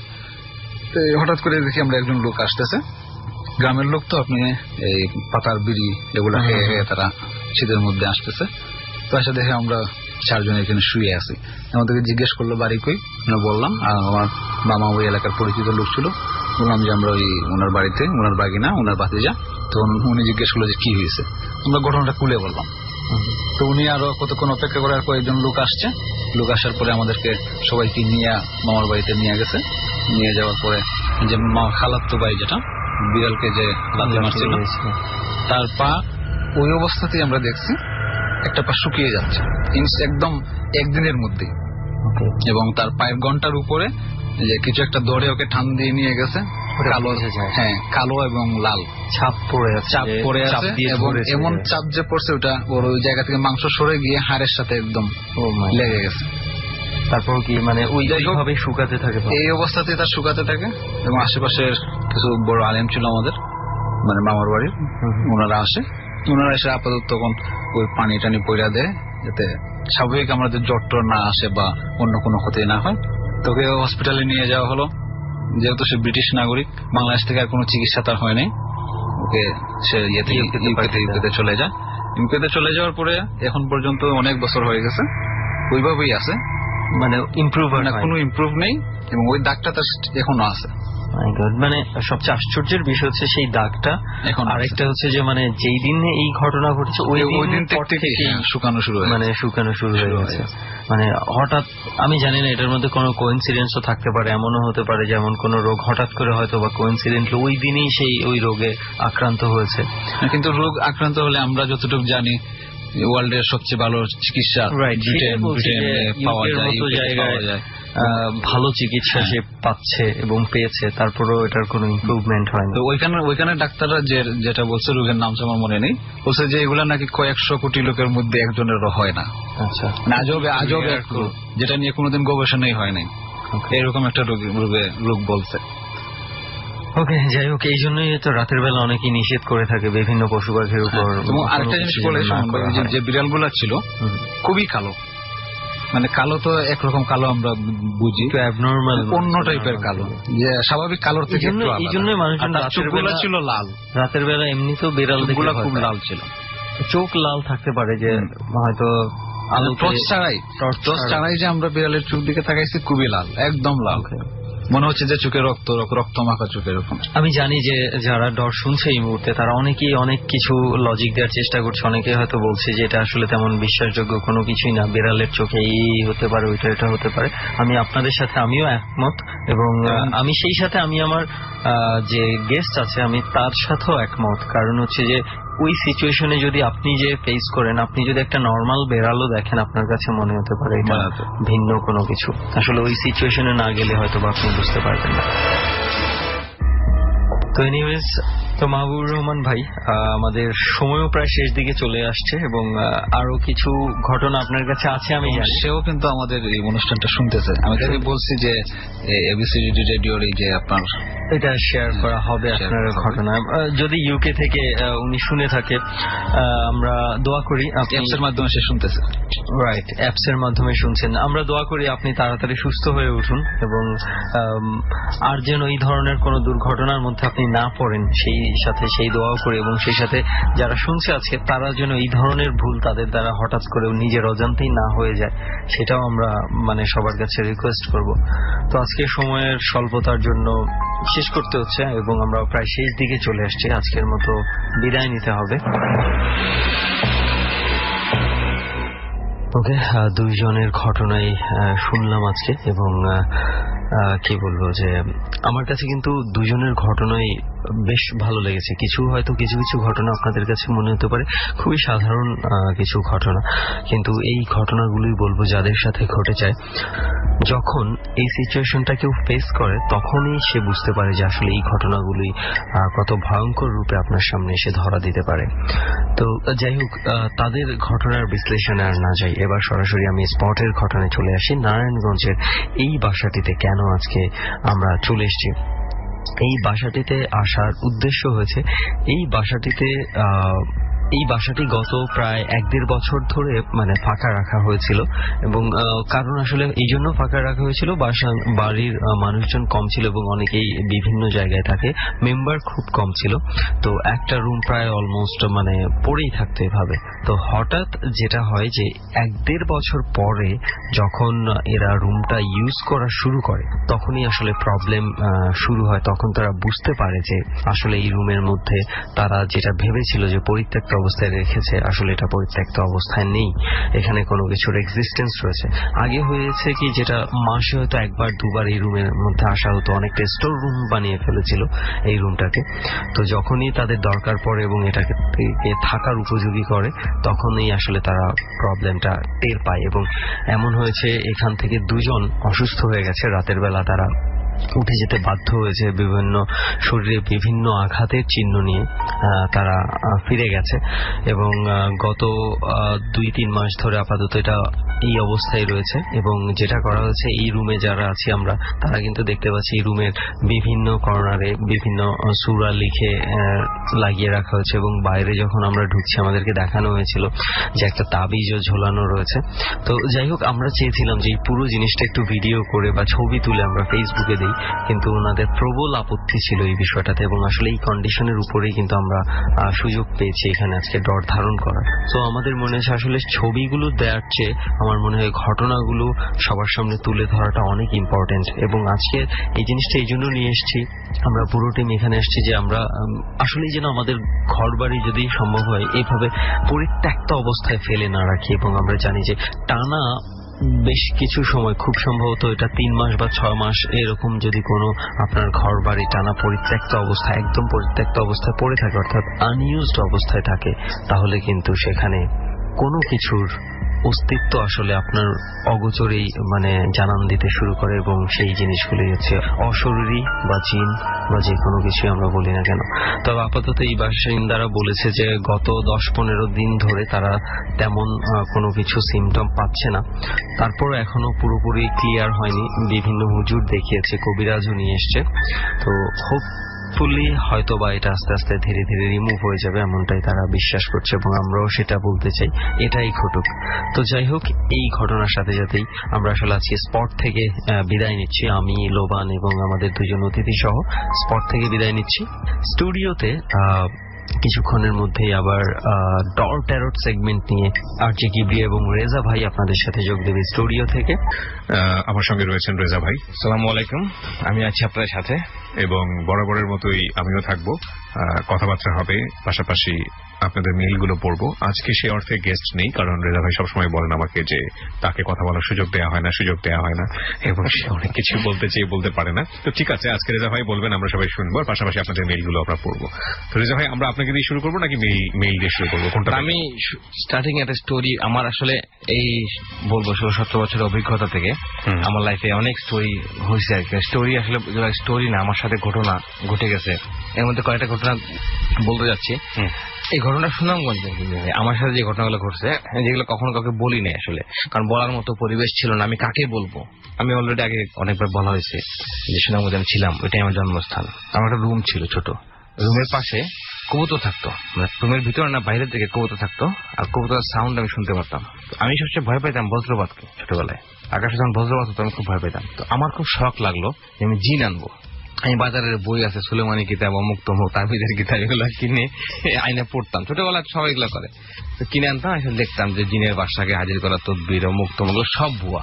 তো একটা স্পষ্ট হাদিস এবং কোরআনে বলা আছে যে জিন আনা বা জিনকে হাজির করা, জিনকে বশ করা, জিনকে গোলাম বানানো, এগুলো সম্পূর্ণ হারাম। কারণ হচ্ছে নবী বলেছেন যে কোনোদিন তোমরা গোলাম যদি মুক্ত করে দাও, এটা বিরাট সওয়াবের কাজ। তো জিনও একটা মানে মাখলুক বলা যায়, সৃষ্টি, আল্লাহর সৃষ্টি, সেটাকে তুই একটা গোলাম বানায় রাখবেন সারা জীবন, তারও তো একটা জীবন আছে, সেটা কখনো মানা যায় না ব্যাপারটা। এই জন্যই এটাকে হয়তো নিষেধ করা হয়েছে।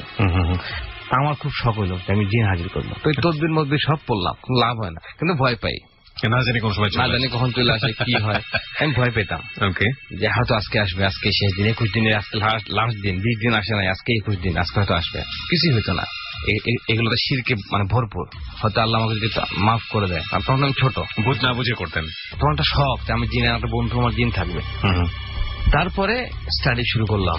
আমরা জানি কোরআনের মূল কপি লাহ মাহফুজে আছে, যেটা কখনো অবিনশ্বর, আল্লাহর বাণী, শেষ হবে না। পৃথিবীর ইস্তাম্বুলে যেটা আছে আমরা জানি, মানে যেটা হজরত ওমর, মানে অনেকগুলো কপি হয়েছিল, সবগুলোকে আগুনে পোড়া দেওয়ার পর একটা কোরআন রয়ে গেছে, যেটা ইস্তাম্বুলে ওখানে মিউজিয়ামে আছে।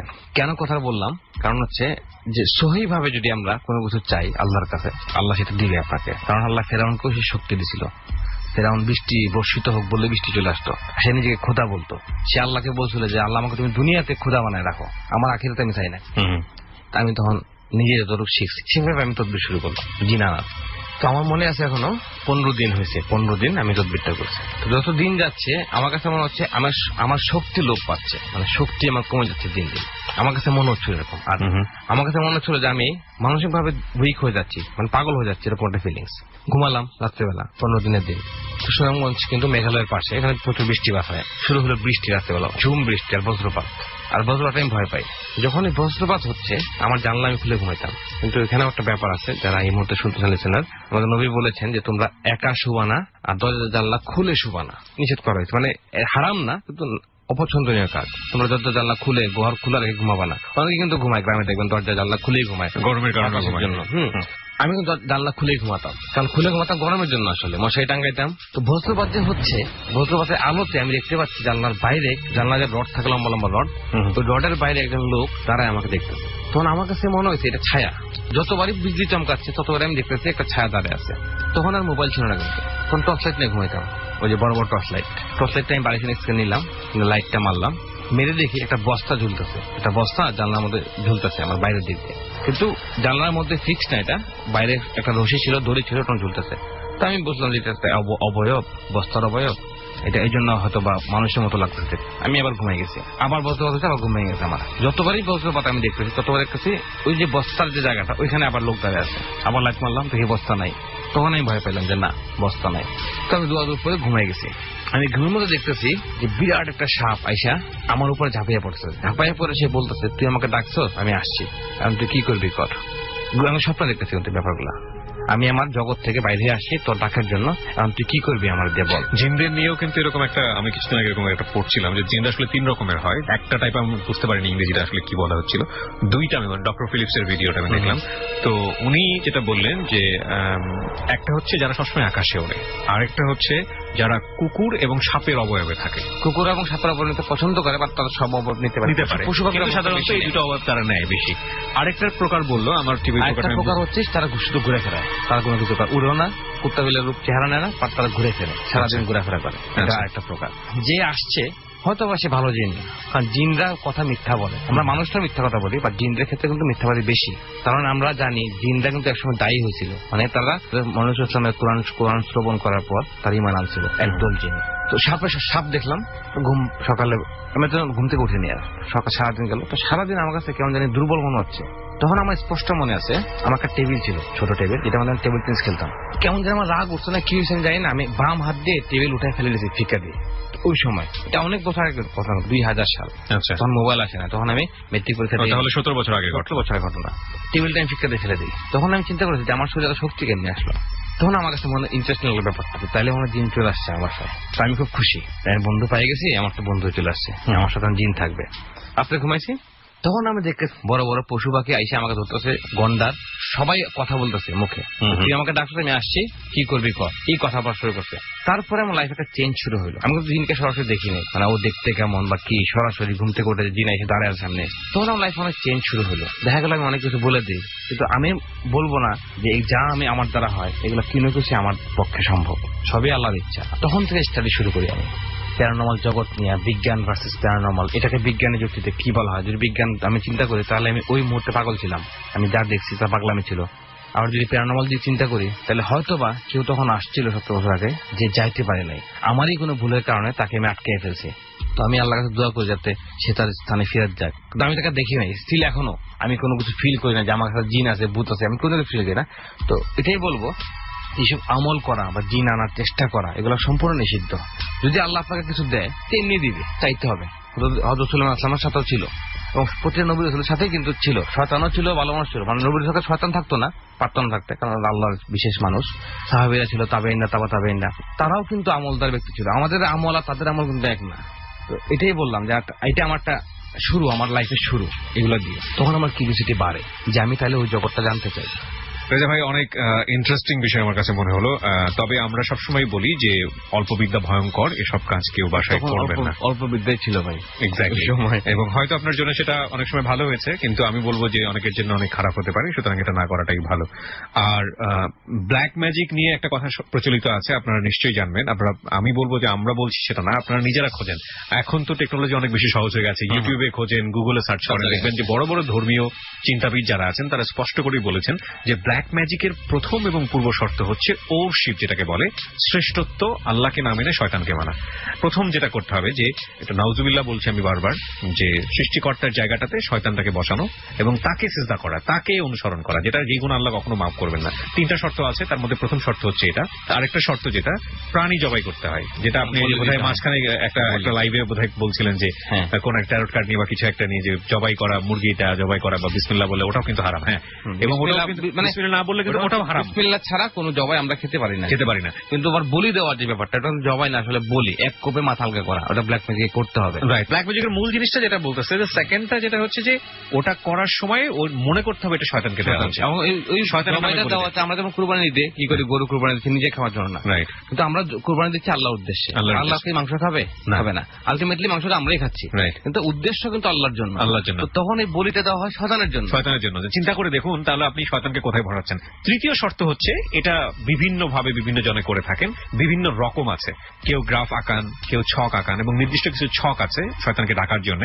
তো এই 3টা স্টেপ মেইনটেইন আপনাকে করতে হবে ব্ল্যাক ম্যাজিক করলে। তো এই কথাগুলো এই কারণেই বলতেছিলাম, কোন ব্যক্তি যদি জেনে শুনে কখনো ব্ল্যাক ম্যাজিক যে করে তার কাছে যায়, তাহলে সে শিরক করলো, এবং শিরকের গুনাহ আল্লাহ কখনো মাফ করবে না। ব্ল্যাক ম্যাজিক যে করে সেও গুনাহগার, যে সাহায্য নিচ্ছে সেও গুনাহগার। এবং ব্ল্যাক ম্যাজিক নিয়ে অনেক সময় তড়িৎ গতিতে অনেক উপকার পান অনেকে কিন্তু বলে যে গুনাহ হোক, আমি করবো, এটা বলে আরো গুনাহ হবে না, মনে হয় গুনাহটা সে মানে না, রাইট। কিন্তু ব্ল্যাক ম্যাজিক করার পর তার যে পরিবারে এফেক্টটা হবে, মনে করেন অস্থায়ী ভাবে একটা সমাধান সে পেলো, 7 দিন 10 মাস পর্যন্ত সে হ্যাপি থাকলো, এই 10 মাস পরে তার যে অবস্থা খারাপ হবে, এটা কখনোই ভালো হবে, একদম ফকির হয়ে যাবে, কারণ আল্লাহর রহমতে দরজা বন্ধ হয়ে যায় তার জন্য, কারণ সে তো শিরক করে ফেলেছে। সুতরাং ব্ল্যাক ম্যাজিক থেকে সবসময় দূরে থাকবেন, এবং কেউ যদি করতে চায় পরিবারে, তাকে নিবারণ করবেন, এটা কোনোভাবেই করবেন না। এবং এটা আমি বারবারই আমার ফেসবুকে স্ট্যাটাসে উল্লেখ করি, যদি কারো কাছে এই বিষয়গুলো নিয়ে সমাধানের জন্য যান, তাহলে দেখবেন যে তার ঈমান এবং আকীদা ঠিক আছে কিনা, যেটাকে আমরা বলি যে আসলে সে সৎ কিনা। এবং এটা কিন্তু অনেক সময় হতে পারে যে অনেক লোক যে হয়তো দেখতে হুজুরের মতো দাড়ি সবকিছু আছে, সেও কিন্তু এই জিনিসটা করতে পারে, মানে হুজুর বা সে আলেম বা দিনদার লোক, সেটা কিন্তু না, সে একটু খেয়াল রাখতে হবে আমল থেকে বুঝতে। তো এই কারণে এই জন্যই বলছিলাম যে আপনি যে সময়টাতে এই জিনিসগুলো করেছেন বা পড়েছেন, সেটা তো আপনি না বুঝে করেছেন, সে কারণে হয়তো আল্লাহ আপনাকে মাফ করবেন। আমি শিরক করি না, আমার স্পষ্ট মনে আছে, আমি কখনো আল্লাহর সমতুল্য পৃথিবীতে কাউকে করি নাই। না, এটা করা উচিত না, এবং এই ধরনের কথাবার্তা আমরা কখনো জিন আনার জন্য, জিন বশী করার জন্য যে আসলে আমল আছে, সব কিন্তু শিরকি মতবাদ না, কিন্তু গুনার কাজ, এগুলো গুনার কাজ। আমি গুনাহ করছিলাম তখন, মানে তখন আমি স্কুলে যাই, জি, তখন আইফেলা চলতো টিভিতে, তখন আইফেলা দেখতাম। তো আইফেলা দেখে আমরা কিন্তু সবাই ছোটবেলায় যারা আইফেলা দেখছি টিভিতে, সবাই একটা আকর্ষণ তৈরি হতো, পরীক্ষা বাদ দিয়ে দেখতাম। তখন থেকে আমার আগ্রহ যে আসলে তাহলে এইগুলা কিভাবে আনা যায়, বা এই ধরনের ব্যাপারগুলা। আচ্ছা, আমরা বেশ কিছু মেইল পড়তে চাই যে ভাই, মেইল পড়তে চান, আজকে মেইলগুলো শেষ দিকে পড়ি, আমি কিছু কথা বলতে আজকে আসছি। আচ্ছা, আমাকে একজন প্রশ্ন করছে যে জিন কি মানুষকে আসর করে কিনা। মানে এটা আপনি কোথায় প্রশ্ন করেছে আপনাকে? আমাকে ফেসবুকে প্রশ্ন করছে, ইনবক্সে। যে প্রশ্ন করছে সে একজন, দেখলাম তার প্রোফাইলটা খুব জ্ঞানী লোক, তো তার বিশ্বাস হয় না যে জিন কাউকে আসর করতে পারে। এটার উত্তরটা যদি কেউ বলেন উত্তরটা। এটা তো উত্তর অবশ্যই আছে এবং এটা তো উত্তর হ্যাঁ হবে। আমি বললাম জিন আসর করে, প্রমাণ কি সেটা? আমি কিসের ভিত্তিতে বলতেছি সেটা? জিন মানুষকে আসর করে। ইভেন এমনও আছে জিন স্পর্শ করলে মানুষ পাগল হয়ে যায়, অনেক পাগল এরকম আছে, মানে মানসিক ভারসাম্য হারায় ফেলে। জিন আসলে মানুষের উপর ভর করতে পারে এবং নিয়ন্ত্রণও করতে পারে এবং তার স্বাভাবিক জীবনের যে কার্যক্রম থাকে মানুষের সেটাকে ব্যাহত করতে পারে। এবং এটা বিশ্বাস করতে হবে, তবে ইসলামিক ভাবে বিশ্বাস করতে হবে। অবিশ্বাস যদি আপনি করেন জিন মানুষকে আসর করে, এটা অবিশ্বাস করলে ঈমান থাকবে, কিন্তু আপনি মুশরিক কাফির হবেন না। ওকে, হ্যাঁ সেটা বলছেন, জিন নাই এটা বিশ্বাস করলে সে মানুষকে আসর করে, সেটা কিছু প্রমাণ আছে। যেমন আল্লাহ রাব্বুল আলামিন বলছেন কোরআন শরীফে সূরা বাকারা 275 নম্বর আয়াতে, যারা সুদ খায় তারা তার ন্যায় দাঁড়াবে যাকে শয়তান স্পর্শ করে পাগল বানিয়ে দেয়। এখানে স্পষ্ট বোঝা যাচ্ছে যে শয়তান স্পর্শ করে পাগল বানিয়ে দেয়। শয়তান কারা? শয়তান মানে জিন। এর মানে জিন স্পষ্ট করে মানুষকে পাগল বানাতে পারে। এখন যারা সুদ খায় তাদের শাস্তির অনেক ধরন আছে। জিন শয়তানের স্পর্শ দ্বারা মানুষের যেমন আধ্যাত্মিক দিক দিয়ে ক্ষতিগ্রস্ত হয়, তারা শারীরিক দিক দিয়ে ক্ষতিগ্রস্ত হয়। একটা ব্যাপার আমি আরেকটা জিনিস বলি, যুখরুফে আছে 36 নম্বর আয়াতে পাবেন আপনারা, সেই আয়াতটা বলি বাংলায়। আর যে পরম করুণাময় জিকির থেকে বিমুখ থাকে আমি তার জন্য এক শয়তানকে নিয়োজিত করে ফেলি, ফলে সে হয়ে যায় তার সঙ্গী। এর মানে কিন্তু কি বোঝা যায়? শয়তান মানে জিন শয়তান মানুষের সঙ্গী হয়েও থাকতে পারে যারা আল্লাহর ইবাদত করে না, মানে শয়তান কিন্তু নট ভালো জিন, শয়তান। এরকম অসংখ্য আয়াত আছে। হ্যাঁ, আমি একটা জিনিস বলি, সূরা সাদের 41 নম্বর আয়াতটা বলি, আর স্মরণ করো আমার বান্দা আইয়ুবকে, যখন সে তার রবকে ডেকেছিল, শয়তান তো আমাকে কষ্ট ও আযাবের ছোঁয়া দিয়েছে। মানে হযরত আইয়ুব আলাইহিস সালাম, ওনাকে শয়তান রোগাক্রান্ত ছিলেন তিনি, শয়তান দ্বারা আযাব এবং কষ্ট পাচ্ছি। 18 বছর কিরায় কাটছিল এবং এটা সম্পর্কে আমি শুনেছি, এরকম আমি কোট আনকোট করতে পারবো না, যে পুরা শরীর ওনাকে পোকায় খাচ্ছে যখন শেষ পর্যন্ত জিহ্বায় চলে আসছে, তখন নাকি উনি সৃষ্টিকর্তাকে বলছিল যে আমাকে অন্তত তোমাকে ডাকার সুযোগটা দাও যাতে আমার জিহ্বায় পোকা না ধরে। আল্লাহ এতই খুশি হয়েছিল ওনার উপরে যে উনি সুস্থ হয়ে গিয়েছিলেন। যাই হোক, তো আপনি এটা কেন বললেন? মানে আয়াতগুলো কেন বললাম? এটা তো আপনি রিলিজিয়নের জায়গা থেকে বললেন, কিন্তু যে ব্যক্তি রিলিজিয়নকে বিলিভ করে না, এরকম অনেকে আছেন নাস্তিক, তাকে আপনি কি বলবেন? তাকে কি বলবো? তাকে সায়েন্সে বুঝাইতে হবে আমাকে। কিন্তু সায়েন্স তো স্বীকার করে না জিনের অস্তিত্ব। প্রথম কথা, সায়েন্স স্বীকার করে না, জিন অস্বীকারও করে না। অস্বীকার অনেকে আছে সায়েন্টিফিক সায়েন্স যারা বলে যে জাগতিক, যারা চিন্তা করে যে মহাজাগতিক একটা ব্যাপার বা বিগ ব্যাং থিওরি, তারা হাইপোথিসিস নিয়ে বিলিভ করে, তারা বিলিভ করে না জিন। আর কিছু সায়েন্টিস্ট আছে যারা এমন সায়েন্টিস্ট আছে যারা ইমান নিয়ে আসছে, বিলিভ করা শুরু করছে, তারা বিশ্বাস করে, এক ঈশ্বরবাদে বিশ্বাস করে যে একজন সৃষ্টিকর্তা আছে। সায়েন্সিফিক ভাবে যদি আমি কাউকে বোঝাই যে জিন মানুষকে এফেক্ট করে, সেটার কিছু লক্ষণ আমি বলি, আমার দেখা লক্ষণ। মানে আগে এক্সাম্পল দিচ্ছি আমি। একটা ছেলে, আমি কদিন আগে রেডিওতে বলছিলাম, একটা ছেলে ব্ল্যাক ম্যাজিক করে এসে তার দুটা পা প্যারালাইসিস হয়ে গেছে, আমার এক পরিচিত। এটা একটা রিজন, এখানে সায়েন্স ফেল, কারণ সায়েন্স তাকে সুস্থ করতে পারবে না কোনোদিন। এখন আমি বলবো কিভাবে এটা সম্ভব। মনে করেন ভাই, একটা এক্সাম্পল দিচ্ছি, আমি এখন সুস্থ, আপনার কথা বলতেছি, আমি বাসায় গেলাম, গিয়ে আমি হঠাৎ করে পাগল হয়ে গেলাম। এখন আমি বাসায় যাওয়ার সময় কোন একটা বট গাছে নিয়ে যে টয়লেট করছি, মনে করেন টয়লেট করে বাসায় চলে গেছে, ওই সময় আমার কাছে খারাপ লাগছে, দিনের বেলা কিন্তু আমি বাসায় চলে গেছি, আমি তারপরের দিন থেকে পাগল হয়ে গেছি। মনে করেন সব দেখানো হয়েছে, ডাক্তার মূলত ভালো ভালো ডাক্তার দেখানো হয়েছে, কিন্তু ডাক্তার বলেছে সে সুস্থ, কিন্তু আমি পাগলামি করতেছি। তাহলে এটার ব্যাখ্যা কি দিবে সায়েন্স? সায়েন্স বলবে ঠিক আছে তুমি ওষুধ খাও, ঘুমের ওষুধ খাও, রেস্ট নাও, শুয়ে থাকো, কতদিনে ভালো গেল একটা। আমি সুস্থ সবল ব্যবসা বাণিজ্য করতেছি, সুন্দরভাবে ব্যবসা করতেছি, কোনো কারণ ছাড়াই আমার আর্থিক ক্ষতি হচ্ছে, বিরাট ক্ষতি হয়ে যাচ্ছে। না, কারণ হয়তো বা আছে, আপনি আইডেন্টিফাই করতে পারছেন। আমি মনে করেন আমার অফিসের ইঞ্জিনিয়ার বা অ্যাকাউন্টেন্ট যারা আছে, ম্যানেজার আছে, সব শিক্ষিত, সবাই কোনো রিজন খুঁজে পাচ্ছে না। তারা বই খাতা ঘেটে শেষ করে বলছে, মার্কেট দেখতেছে মার্কেট আপ, সবকিছু আপ, কিন্তু আমি লস খাচ্ছি। মানে আমার টাকা রাখতেছে লকারে, টাকা থাকতেছে না, মানে টাকা রাখতেছে, টাকা থাকতেছে না। এমন না যে টাকা কেউ নিয়ে যাচ্ছে ঘর থেকে, চুরি করতেছে, বা টাকা থাকতেছে না, কোনো না কোনো ভাবে আমি ক্ষতিগ্রস্ত হচ্ছে, যেটা কোনো ব্যাখ্যা পাচ্ছি না খুঁজে। সেটা আপনি কি বলবেন? গেল এটা স্বামী স্ত্রী সম্পর্ক, খুব ভালো সম্পর্ক, হঠাৎ করে খারাপ হয়ে গেল। স্বামী অফিস থেকে আসলো, বউ তাকে পানি দিল, পানি খাও, স্বামী পানি গ্লাসটা ভেঙে ফেললো, চিল্লাচিল্লি শুরু করলো, তুমি এটা কেন করছো? ওয়াইফের 10 বছর আগের কাহিনী নিয়ে চিল্লাচিল্লি শুরু করলো, বা ওয়াইফও তার স্বামী 10 বছর আগের ঘটনা নিয়ে চিল্লাচিল্লি শুরু করলো, কোনো কারণ ছাড়া। এটা কোনো ব্যাখ্যা নাই, সায়েন্স কোনো ব্যাখ্যা দিতে আজও পারে নাই। এরকম অনেক মিস্ট্রি আছে পৃথিবীতে যেগুলোর বিজ্ঞান আজ পর্যন্ত ব্যাখ্যা দিতে পারে না। থ্যাংক ইউ আপনার উদাহরণের জন্য। আমরা এবার একটু মেইলে যেতে চাই। এই ধরনের কথা আমাদেরকে লিখবেন না, কারণ এটা খুব কষ্ট লাগে আমরা যখন এই ধরনের বিশেষ করে হেডলাইন পড়ি, রেজা ভাই আমার প্রবলেম থেকে আমাকে বাঁচান, এই বিষয়গুলো না, মানে হয়তো আপনারা খুব বেশি মানে কষ্টে আছেন যে কারণে এরকম ভাবে বলেন, কিন্তু এটা বললে এটা কিন্তু এক ধরনের মারাত্মক গুনাহের কাজ। আমি নিজেই বলি আল্লাহ তুমি আমারে বাঁচাও, আমি কেমনি মানুষকে বাঁচাবো? রাইট, সুতরাং এই ধরনের কথা বলবেন না, এবং যদি বলেন তাহলে আমরা আপনাদেরকে লেস প্রায়োরিটি দিব। যেহেতু আপনার মেইলটা ওপেন করে ফেলেছি সে কারণেই পড়ছি। ভাই আমি চাঁদপুর থেকে বলছি, আমার নামটা অন এয়ারে বলবেন না। আমি নতুন একটি বাড়ি করেছি, 4 তলা বিশিষ্ট। বাড়ির সামনে 3 কাঠার মধ্যে একটা ফুল বাগান করেছে আমার বাবা, আর বাগানটা ছিল উন্মুক্ত, অনেক মানুষ আসতো এবং যেত। কিন্তু মূল কথা হচ্ছে প্রথম কিছু মানুষের থেকে এত ভালো আতরের ঘ্রাণ পেতাম যা সাধারণত বাজারে পাওয়া যায় না, এবং কিছু মানুষ দেখতাম হুজুর টাইপের, এবং তারা দেখলেই সালাম দিত। আমার বাবাকে বলতো আপনার বাগানটা খুব সুন্দর এবং আমাকে খুব পছন্দ, তাই প্রতিদিন আসি, এমন কিছু মনে করে না তো? আমার বাবা বলতো না, এরকম অনেকেই আসে। কিন্তু হঠাৎ করে কি যেন হয়ে যায়, হুজুর টাইপের মানুষগুলো এখন আর দেখা যায় না। কিন্তু এখন এমন কিছু মানুষকে দেখা যায় যাদের শরীর থেকে এমন দুর্গন্ধ আসে যে মনে হয় দম বন্ধ হয়ে মারা যাব। এভাবেই চলতে থাকে অনেক দিন। এরপর 20 দিনের মতো আমরা সবাই ভ্রমণে দেশের বাইরে যাই, কিন্তু ভ্রমণ হতে আসার পর আমার বাড়িতে থাকতে পারি না। কি সব আজব ঘটনা ঘটে। ফুলবাগানের মধ্যে এমন মানুষ দেখা যায় যারা আমাদের মৃত পূর্বপুরুষ, কিন্তু বাগানে হাঁটতে দেখা যায়, এবং আমাদের ফ্যামিলির যাকে তাকে ডাকে তারা, ওকে। আর আমাদের বাসার কাজগুলো ভেঙে ফেলে মাসে 3 থেকে 5 বার কাজ পাল্টাতে হয়, এবং 3 থেকে 4 তলাতে যে থাকে তাকেই মারধর করে, এবং লিফট 2 তলার বেশি ওঠে না। কিন্তু মিস্ত্রি আনলে দেখা যায় কোনো সমস্যা নেই। এরপর একজন কবিরাজকে আনা হয় বাড়ি বন্ধ করার জন্য। তারপর তিনি বাড়ির 4 কোণে 4টি তাবিজ ঘিরে দেন। কিছুদিন ভালো থাকলেও এখন আবার সমস্যা আগের চাইতে ডাবল হয়ে গেছে, এবং ফুলবাগানে যে ঘুরতে যায় তাকে মারধর করে। এমনকি গত 29/4/2017 তারিখে আমাকে একটা চর মারে, এবং চর মারার সাথে সাথে জ্বর উঠে যায়, যার ফলে 4 দিন বিছানায় থাকতে হয়। সলিউশন চেয়েছে আপনার কাছে, কি বলার আছে? আপনি তো নাম প্রকাশ অনিচ্ছুক বলছেন না, আপনি তো দেখতেই পাচ্ছেন মেইলে যে নামটা আছে, নামটা উনি বলতে চাচ্ছেন, আমি নামটা বলবো না। প্রথম কথা কি ভাই, আমি মূর্খ মানুষ একজন, আমার ক্ষুদ্র জ্ঞানে বলবো। প্রথম থেকে আজ পর্যন্ত আমি বলে আসতেছি যে তাবিজ, আমি পার্সোনালি তাবিজকে পছন্দ করি না। আমিও করি না, কারণ আমি আজ পর্যন্ত আমি জানি না, অনেকেই হয়তো বা যারা এখানে শুনছেন যারা হয়তো তাবিজের পক্ষে আছেন, তাদের প্রতি আমরা যদি কোনো ধর্মীয় জ্ঞানী লোক থেকে থাকেন তার প্রতি যথেষ্ট সম্মান রেখে বলছি। আমাদের জানাশোনাতে আমরা যা পেয়েছি, বিশেষ করে ইউটিউবে, আমি অনেক বেশি ইউটিউবের উপর ডিপেন্ডেন্ট। আমি ইউটিউবে একটা ভিডিও এখন পর্যন্ত পাইনি যেখানে তাবিজের পক্ষে বলা হয়েছে।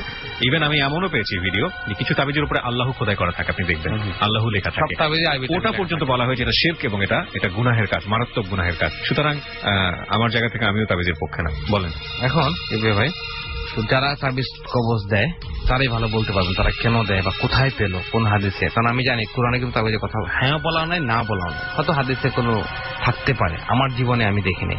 এই যে 4 কোণায় 4টা তাবিজ গিরে দেওয়া হইলো, উনি যেটা বললো, তারপর থেকে উনি বলছে সমস্যা দ্বিগুণ হয়ে গেছে। কিছুদিন ভালো, এর আগে কিন্তু ব্ল্যাক ম্যাজিক নামে কথা বলছিলাম, আপনি যেটা বলছিলেন একদম বাস্তব এক্সাম্পল সামনাসামনি যেটাকে বলে। কিছুদিন ভালো ছিল, তারপরে এমন দ্বিগুণ হইলো মালিককে পর্যন্ত পেরাচ্ছে, যেটা কখনো ঘটে নাই। উনি বলছে 4 মাস আগে বাড়ি করছে, বাগান করছে, সবকিছু ঠিক আছে, কিন্তু মালিকের গায়ে হাত তোলা হয় না। এখন মালিকের গায়ে হাত তোলা হচ্ছে, মালিককে মারধর করা হচ্ছে। অবস্থা আরো বেশি, সিচুয়েশন আরো খারাপ হয়ে গেছে। মৃত মানুষের চেহারা দেখতেছে বাসা বাড়িতে। এটাকে মারিদ বলে, মারিদ টাইপের জিন বলে এদেরকে। মারিদের মধ্যে ভালো জিন আছে, খারাপ জিন আছে। যেসব জিনরা খুব ভালো ব্ল্যাক ম্যাজিক জানে, জিনদের মধ্যে কিন্তু ব্ল্যাক ম্যাজিশিয়ান আছে। এই মারিদ জিনগুলা ব্লু কালারের অবয়ব নেই, মানে ব্লুই সেটা কালার থাকে, মানে তারা ব্লু কালারটা পছন্দ করে। আমরা বাকিটুকু শুনবো প্রিয় শ্রোতা মাত্র 4 মিনিটের বিরতির পর।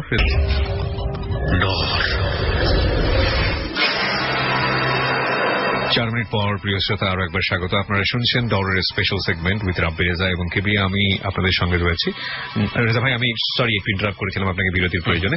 যে বিষয়টা নিয়ে আপনি কথা বলছিলেন যে ব্ল্যাক ম্যাজিক বা ফুল, মারিদ যে জিনটা কথা বলছিলাম, মারিদ টাইপ একটা টাইপ জিনের, যারা খুব পাওয়ারফুল হয়, যারা ব্ল্যাক ম্যাজিক করে এবং যারা ব্লু কালার পছন্দ করে। হ্যাঁ, তারা নিজেকে কিং মনে করে, জিনদের মধ্যে কিং মনে করে, মানে মনে করে, এবং তারা একটু জ্ঞানী হয়, আচ্ছা মেধাবী হয়। তারা কোনো কবিরাজের মাধ্যমে, তাবিজের মাধ্যমে যাবে না।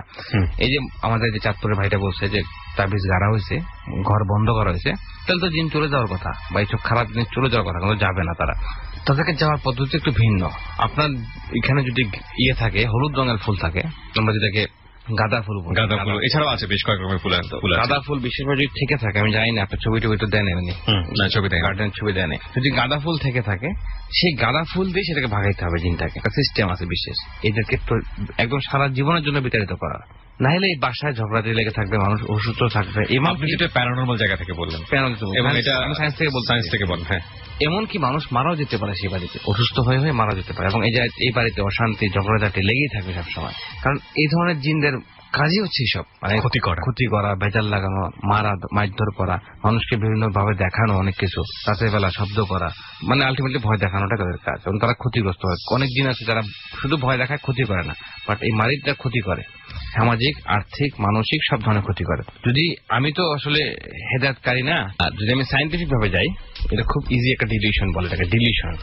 ডিলিউশন এই জন্য বললাম, এটা কিন্তু পরিবারের সবাই দেখে না। সে যদি বলে যে আমি দেখি মরা মানুষের মৃতদেহগুলো দেখি যে ঘরে আশেপাশে চলতেছে, এটা কি সেই দেখে একা নাকি বাড়ির সবাই দেখে, এটা একটা ব্যাপার। যদি বাড়ির সবাই দেখে তাহলে বলা যাবে না পুরো বাড়ি পাগল, এটা বলা যাবে না, তাহলে দেয়ার ইজ সামথিং রং। না কিন্তু ভাই, আপনার ঘটনা শুনে আমার একটা ঘটনার কথা মনে পড়লো, আমি একটু শেয়ার করতে চাই। আমার বাবা মারা গেছেন 2008 সালে, তখন কেয়ারটেকার গভর্নমেন্ট ছিল। বিএসএফ এর সাথে কাউন্টার ফাইটে আমার বাবা দেশের জন্য শহীদ হন। হয়তো অনেকেই আপনারা জানেন তিনি বিডিআর কর্মরত ছিলেন। আমি খুব গর্ব অনুভব করি যে আমার বাবা দেশের জন্য শহীদ, কিন্তু এটা নিয়ে আমি তেমন কোনো কথা বলি না। যাই হোক, সেই প্রসঙ্গ না টানি, আমার মা থাকতেন একা একা বাড়িতে বগুড়াতে বাবা মারা যাওয়ার পরে। ইন্টারেস্টিং ফ্যাক্ট হচ্ছে, হঠাৎ করে একদিন তিনি রাত 1:30-2টার সময় আমাকে ফোন দিলেন। ফোন দিয়ে সে আমাকে বলছে, তোর আব্বাকে দেখলাম ওই ঘরে বসে আছে। তোমার বাবা মারা যাওয়ার পরে আব্বার পেনশনের টাকা দিয়ে বাড়িটা করা হয়েছে, এবং আমাদের এই বাড়িতে আব্বা কখনো আসেননি। তো নতুন বাড়িতে আব্বার থাকার কথা না। তো আমি মাকে বললাম যে তুমি নিশ্চয়ই আব্বার কথা ভেবে ঘুমাইছো, যে কারণে তোমার এরকম একটা হ্যালুসিনেশন হয়েছে, এটা তো হওয়ার কথাই না, প্রশ্নই ওঠে না। বলছে না না, আমি স্পষ্ট ভাবে দেখলাম যে তোমার আব্বা বুট পড়তেছে, যে আব্বার ডিবিটি প্যারেটে যাওয়ার সময় যে বুটটা পড়তে হয়, বুট পড়তেছে, এবং আমাকে দেখে বললো যে তুমি পাশের একটা বুট আমি খুঁজে পাচ্ছি না, তুমি আমাকে বুটটা এনে দাও। আমি তখন মানে শুনে হেসে উড়াই দিয়েছি যে নিশ্চয়ই একটা হ্যালুসিনেশন হয়েছে। তারপরে সে ভদ্রমহিলা যেটা করলো, আবার একটা ছবি ছিল রুমের মধ্যে, এবং এই ছবিটা সে খুলে ফেলে সে ছবিটা বাক্সের মধ্যে ভরে রাখলো, এবং এখনো সে আমাকে বলে যে স্পষ্ট ভাবে আমি তোমার আব্বাকে দেখছি। আজকে যখন আপনার সঙ্গে আমার কথাবার্তা এই বিষয়গুলো শুনতেছিলাম, তখন হঠাৎ করে মনে পড়লো, এটা কি সম্ভব? মানে এখন কি আমি যদি বলি আপনাকে সব দিক থেকে, মানে জাগতিক দিক থেকে যদি বলি, আমি যদি মনে করি আমি কোন ধর্মের লোক না, আমি জাস্ট অ্যাজ ইউজুয়াল সবার জন্য কথা বলবো, এভরিওয়ান, সবার উদ্দেশ্যে বলবো, তাহলে আমি বলবো E=mc²। এই সূত্র দিয়ে পৃথিবী চলতেছে। আমার কথা কেউ খারাপ ভাবে নেবেন না, আমি মাত্র বলে ফেলছি। যদি আমি সবার উদ্দেশ্যে বলি, হিন্দু, মুসলিম, বৌদ্ধ, খ্রিস্টান, নাস্তিক, মানে সব মানুষের, ইমানদার বেঈমানদার, তাহলে বলবো E=mc²। মানে প্রত্যেকটা ক্রিয়ার সমান ও বিপরীত প্রতিক্রিয়া আছে। তাইলে একটা মানুষ যখন মারা যায়, এর প্রতিক্রিয়া কি? মাটিতে কবর দিয়ে দিলাম, প্রতিক্রিয়া সে মরে পচে গলে গেল। তাইলে তার যে এনার্জি ছিল সেটা কোথায় গেল?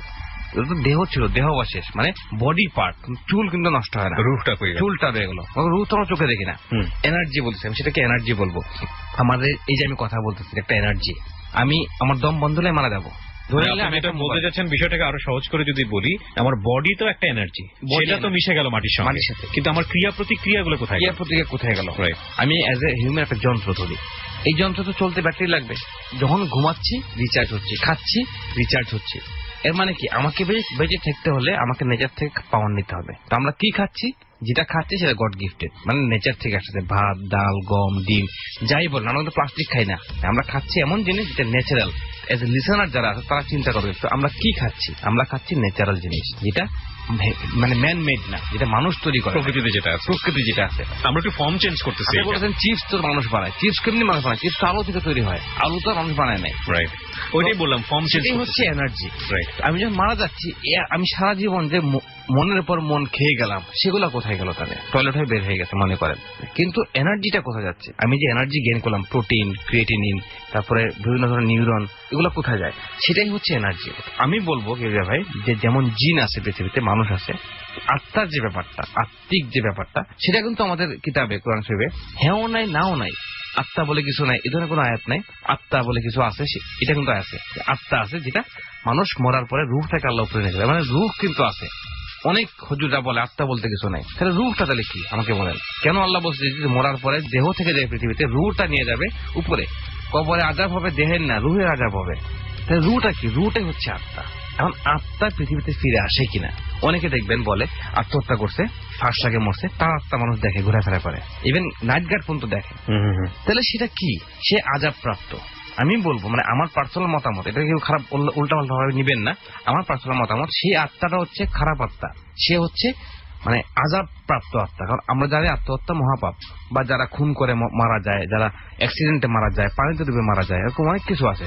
তো আমি বলবো কিছু কিছু আত্মা আছে যারা আজাব প্রাপ্ত, তারা দুনিয়াতে ঘোরাঘুরি করতে পারে। এটা হয়তো বা এটা একটা আমার হাইপোথিসিস, নট ফ্যাক্ট। হইতে পারে ব্যাপারগুলো যেগুলো রিয়েল, এখনো আবিষ্কৃত হয় নাই, সায়েন্স এখন আবিষ্কার করে নাই, একসময় করবে, তখন আমরা জানতে পারবো। বাট আমি মনে করি এগুলো এক্সিস্ট করে দুনিয়াতে, রূহ ব্যাপারটা যেটা, হ্যাঁ রূহটা এক্সিস্ট না, কিন্তু অনেক সময় আমি তো এরকম ভালো গল্প শুনেছি। যেমন ধরেন আমি আরেকটা গল্প বলি আমার পরিবারের, সেটা হচ্ছে যে এরকম পেয়েছি যে জিকির করে দেশে পূর্বপুরুষরা মারা গেছেন, কিন্তু উনি যখন জিকিরে বসেন কোন রুমে, তখন বলতেছে যে আমার পূর্বপুরুষ যারা ভাই ব্রাদার আছে তারাও এই রুমে আছে, সুতরাং তোমরা পবিত্রতা মেনটেন করে আসো এখানে। তো তারা তাহলে আপনি কি বলবেন? তারাও তো রূহ, এখন ভালো বিষয় সেটা রূহ। আমি যদি হাইপোথিসিস বলি, নট ফ্যাক্ট, হাইপোথিসিস বললে রূহ তাহলে আসতে পারে মেবি। তারা তো আর দেখা যায় না চোখে, খালি চোখে দেখা যায় না, তারা উড়াউড়ি করে, আকাশে উড়ে, হয়তোবা এই রূহগুলা আমার দুনিয়াতে আসতে পারে। এই রূহর মধ্যে যারা পাওয়ারফুল, তারা মানুষকে কিছুটা হলেও টাচ করতে পারে, ফিল করাতে পারে যে আমি এখানে আছি। অনেক দেখবেন যে স্বামী স্ত্রী বিয়ে হয়েছে বা বাবা মারা গেছে অনেক সন্তানের, তো দেখেন একটা সন্তান বাবাকে কত ভালোবাসে, মাকে কত ভালোবাসে, যখন মারা যায় ভালোবাসা তখন জিরো হয়ে যায়, তখন সে লাশ হয়ে যায়। যদি বলা হয় আপনার বন্ধু মারা গেছে, ঘনিষ্ঠ বন্ধু, তুমি এই লাশের সাথে সারা রাত থাকো, আপনি থাকতে পারবেন না, ভয় পাবেন। এটা তো আমাদের সামাজিকতা, এটা শরৎচন্দ্র একটা গল্পই ছিল, শরৎচন্দ্র ভয় পাবেন।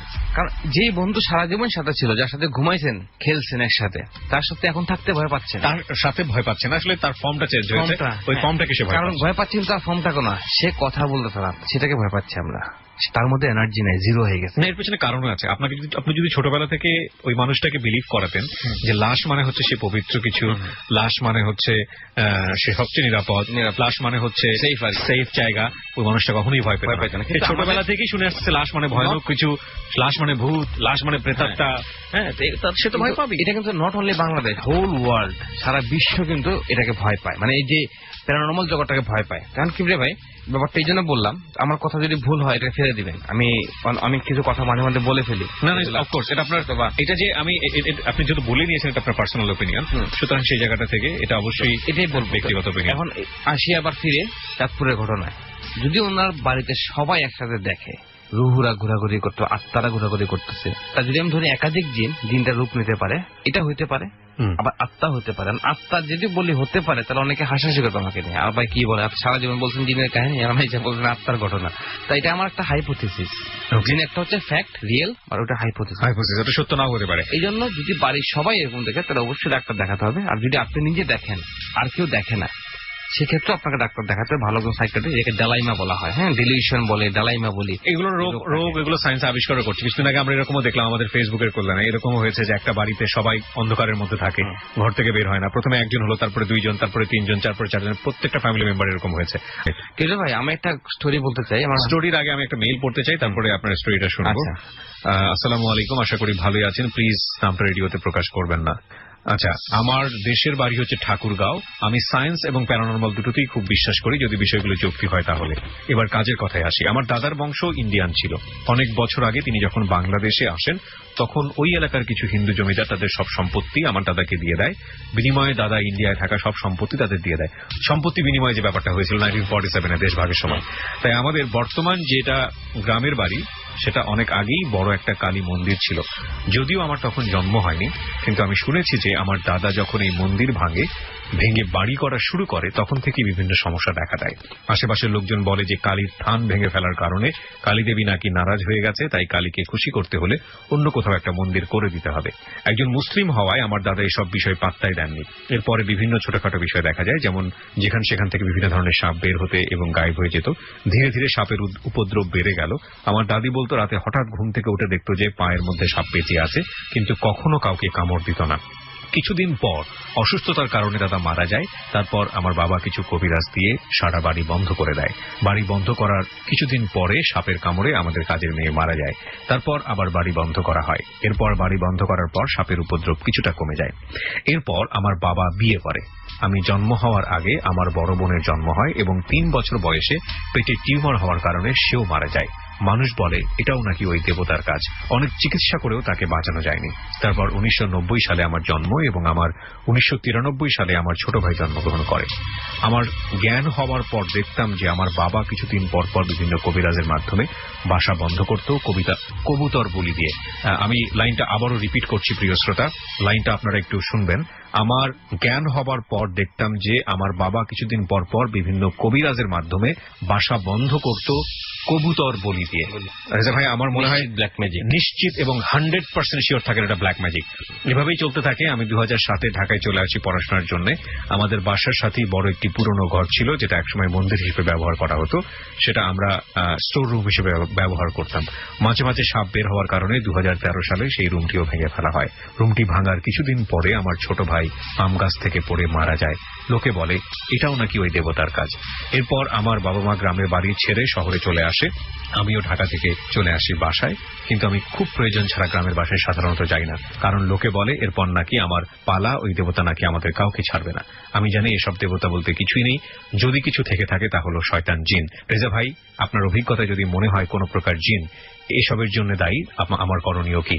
পঞ্চগড়ে যে ভাইটা, আমরা জানি আপনার ঠিক পাশে আছে হিমালয় পর্বত, এবং সেই হিমালয় এক সময় অনেক জাদুটোনা করা হতো। আজকে থেকে 1000 বছর আগে সাঁওতালরা করতো, এবং তার পাশে আছে আসাম। আসাম পাশে না, আসলে মোটামুটি দূরে, কিন্তু আসাম, কামরূপ, কামাখ্যা এগুলো সবই কিন্তু কাছাকাছি, বর্ডার লাইন এরিয়া। হিমালয়ে শত শত জীবন এখনো পড়ে আছে এই বরফের নিচে। এটা সবাই স্বীকার করেন। হ্যাঁ, এই এখনো স্টিল আছে, তাদের লাশ কিন্তু পচে নাই। আমরা জানি বরফে যদি কোনোদিন হিমালয় ভেঙে পড়ে কি আমাদের দিন হয়তো, তখন এই লাশগুলো বেরোবে লাশ আকারে। এখন আমার প্রথম কথা হচ্ছে, আপনাদের মন্দির ভাঙা ঠিক হয় না। প্রথম কথা, আমি রেসপেক্ট করি প্রতিটা ধর্মকে, হিন্দু, খ্রিস্টান, বৌদ্ধ, সব ধর্ম আমার কাছে রেসপেক্ট। আমাদের ধর্মেও নিষেধ আছে। আপনি কখনো একজনের মন্দির ভাঙতে পারেন না। মন্দির, প্যাগোডা, যে বার্মাতে যেটা হচ্ছে বা কক্সবাজারে যেটা হয়েছে, হামলা হয়েছে, আমি সেটা নিন্দা জানাই, তীব্র নিন্দা জানাই। তারাও মানুষ।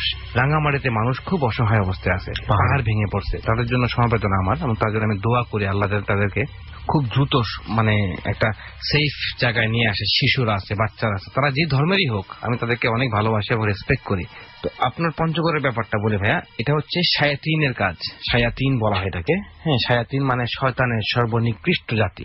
এখন আমি কখনো বলবো না যেটা সেটা মন্দির থেকে আসছে বা কোথা থেকে আসছে। যখন আপনি মন্দিরটা ভাঙা হয়েছে, আপনার আব্বাজান ভাঙছে, তখন যদি আমি ধরি দেবতা as a according to old religion, আমি বলবো যে হ্যাঁ, কেউ না কেউ তো আছে যে ঈশ্বর, কেউ না কেউ তো আছে যে শক্তিশালী। আমরা তাকে আল্লাহ বলি, হিন্দুরা তাকে ভগবান বলে, বিষ্ণু বলে, বৌদ্ধরা বলে বুদ্ধদেব, তাদেরও একটা ঈশ্বর আছে। সবাই কিন্তু মানি আমরা ব্যাপারটাকে। আমি বলবো, যখন আপনি মন্দির ভাঙছেন, যে কোনো ভাবেই হোক, ঈশ্বর আপনার উপর নারাজ হয়েছে, আপনার বাবার উপর নারাজ। এটা আপনি আমাদের রিলিজিয়ন অনুসারে গেলেও এটা নারাজ কাজ, এটা আল্লাহ নিষেধ করেছেন। তো যদি মন্দির ভেঙে, মসজিদ ভেঙে ফেলে, আমি রাগ করবো না? রাগ করবো। আমার তো উপাসনা হলে মসজিদ ভেঙে ফেলে, এটা ঠিক হয় না। এই কাজটা, যে ব্যাপারটা, সাপের ব্যাপারটা আমি নিজেও শুনছি। অনেক মন্দিরে, শিব মন্দিরে বিশেষ করে এই সাপ থাকে, এবং সাপগুলা খুব শক্তিশালী থাকে। এই সাপগুলো দুধ খায়। সেই সাপগুলা নাকি, যদি কেউ সাপকে মেরে ফেলে, শিব মন্দিরের সাপকে, সেই সাপ নাকি তার পুরো পরিবারকে মেরে ফেলবে, এই সাপের বংশধররা। এটা সিনেমাতেও দেখেছি।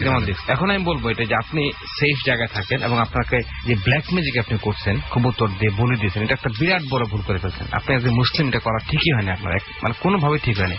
আপনাকে এখান থেকে অবশ্যই বের হয়ে আসতে হবে। আরে নেক্সট পালা আপনার কিনা তা আমি জানি না, কিন্তু আপনার পুরো পরিবার যেভাবে ধ্বংস হচ্ছে, আপনি আমাদেরকে ইমেইল করছেন, সেই ধ্বংসটা কতদিন আপনি পোষাবেন, কতদিন আপনি এটার উপরে যাবেন? তো অবশ্যই আপনি আল্লাহর কাছে মাফ চাইবেন, আর আমরা ইনশাল্লাহ আসার চেষ্টা করব। এখানে আসলে আমি মানে কাউকে ভয় দেখাচ্ছি না, কিন্তু এটা শয়তানের কাজ বা শায়াতিনের কাজ। এখান থেকে বাঁচার জন্য অনেক উপায় আছে, আল্লাহর কাছে তওবা করার ব্যাপার আছে। তো আমরা যাবো ইনশাল্লাহ। আমরা আসলে আমি কি ভাই এত কথা বললাম, কথা বলা উচিত হয়নি আমার, কারণ যেহেতু ছবি টবি কিছুই দেয় নাই, আমি জাস্ট ওনাকে ওয়ার্নিং করলাম আর কি, যেটা ঠিক হয় না। এটা হচ্ছে মিশরের ঘটনা, ইজিপ্টের ঘটনা। আমার খুব ঘনিষ্ঠ বন্ধু, যখন লন্ডন ছিলাম, ও থাকতো মিশরে, ও মিশরের স্টুডেন্ট ছিল, মানে লন্ডনে পড়াশোনা করতো, বাট মিশর থেকে এসে আসছে, ফর্সা করে আরবিয়ান। ও আমাকে বলছিল ঘটনাটা হচ্ছে এরকম। এটা আসলে ভয়ের নাকি যে ভাই, মানে আমার কাছে ভালো লাগছে ঘটনাটা। পিরামিড হচ্ছে একটা রাজপ্রাসাদ। পিরামিড কিন্তু তিনটা, বড় বড় তিনটা আছে, আর ছোটখাটো অনেক পিরামিড আছে, যেখানে ফেরাউনের লাশ আমরা পাবো গেলে। যদি কেউ যায় পিরামিডে দেখবে, ফেরাউনের লাশটা এখনো গলিত অবস্থায় আছে। তো ওই পিরামিডের মধ্যে একটা ভল্ট থাকে, ভল্ট, যেখানে মানুষদেরকে বন্দি রাখা হয়, যারা কাজ করে, সার্ভেন্ট যারা আছে, দাসী যারা আছে, ওদেরকে বন্দি রাখা হয় অন্ধকারে। পিরামিডে আমরা জানি কি পিরামিডের বাইরে মরুভূমি সব মানে বালি টালি, এখন না উন্নত হয়েছে। ওই সময় ওদের একটা দাসীর একটা বাচ্চা হয়, একটা বাচ্চা জন্ম হয়, বাচ্চাটা অন্ধকারে জন্ম হয়। ওই দাসী যারা ছিল তারা কোনো আলো দেখে নাই, কারণ তারা জন্ম হইতো সেখানে অন্ধকারের মধ্যে, মারা যেত অন্ধকারের মধ্যে এবং কাজ করতো অন্ধকারের মধ্যে। পিরামিডের ভিতরে ওয়ার্কার ছিল আলাদা, আর বাইরে যারা কাজ করতো আউটডোরে তারা আলাদা ছিল। বাইরের ওয়ার্কার সৈন্যরা মাঝে মাঝে ঢুকতে পারতো, সেটা অনেক সৈন্য ছিল, তারা মাঝে মাঝে ঢুকতো অন্ধকার রুমে, অনেক ধরনের অসামাজিক কার্যকলাপ করতো দাস দাসীদের সাথে, মানে নির্যাতন না, মানে পুরোটাই নির্যাতন করতো সবসময়। তো ওই অন্ধকার করে একটা বাচ্চার জন্ম হয়, সেই বাচ্চারা দিন দিন বড় হয়, আস্তে আস্তে বড় হয়। তো মাকে জিজ্ঞেস করে, মা এখানে এত অন্ধকার কেন? তখন মা তারে বলে যে বাবা দুনিয়াটাই অন্ধকার। তখন বাচ্চা বলতেছে, বাচ্চা বড় হচ্ছে, বলছে মা ওই বাইরে থেকে যে সৈন্যরা আসে এসে বলে বাইরে সূর্য আছে, চাঁদ আছে, গাছপালা আছে, এগুলো আছে, এগুলো তো দেখলাম না কখনো, এগুলো কি? তো মা বলে এগুলো, মা তখন বাচ্চারা বলে যেগুলো তারা মিথ্যা কথা বলে, এটা কল্পনা জল্পনা, এগুলো মানে বাস্তব না। কিসের গাছপালা, কিসের সূর্য, আমাদের দুনিয়াটাই অন্ধকার। তো বাচ্চাটা বড় হয়ে গেল শুনে, সে তো কখনো আলো দেখে নাই, সে মশালের আগুন দেখছে, মশালে আগুনে দেখছে এতটুকু। সে এখানেই কাজ করে, ঘরের কাজ করে, পরিষ্কার করে, ধোয়া মোছা করে, মানে ইন্টেরিয়রের কাজ করে তারা। একদিন রাতে মা শুয়ে আছে, বাচ্চার বড় হয়ে গেছে, মানে বড় মানে কি তার বয়স 30 বছর বয়স, মানে অনেক বড় যুবক।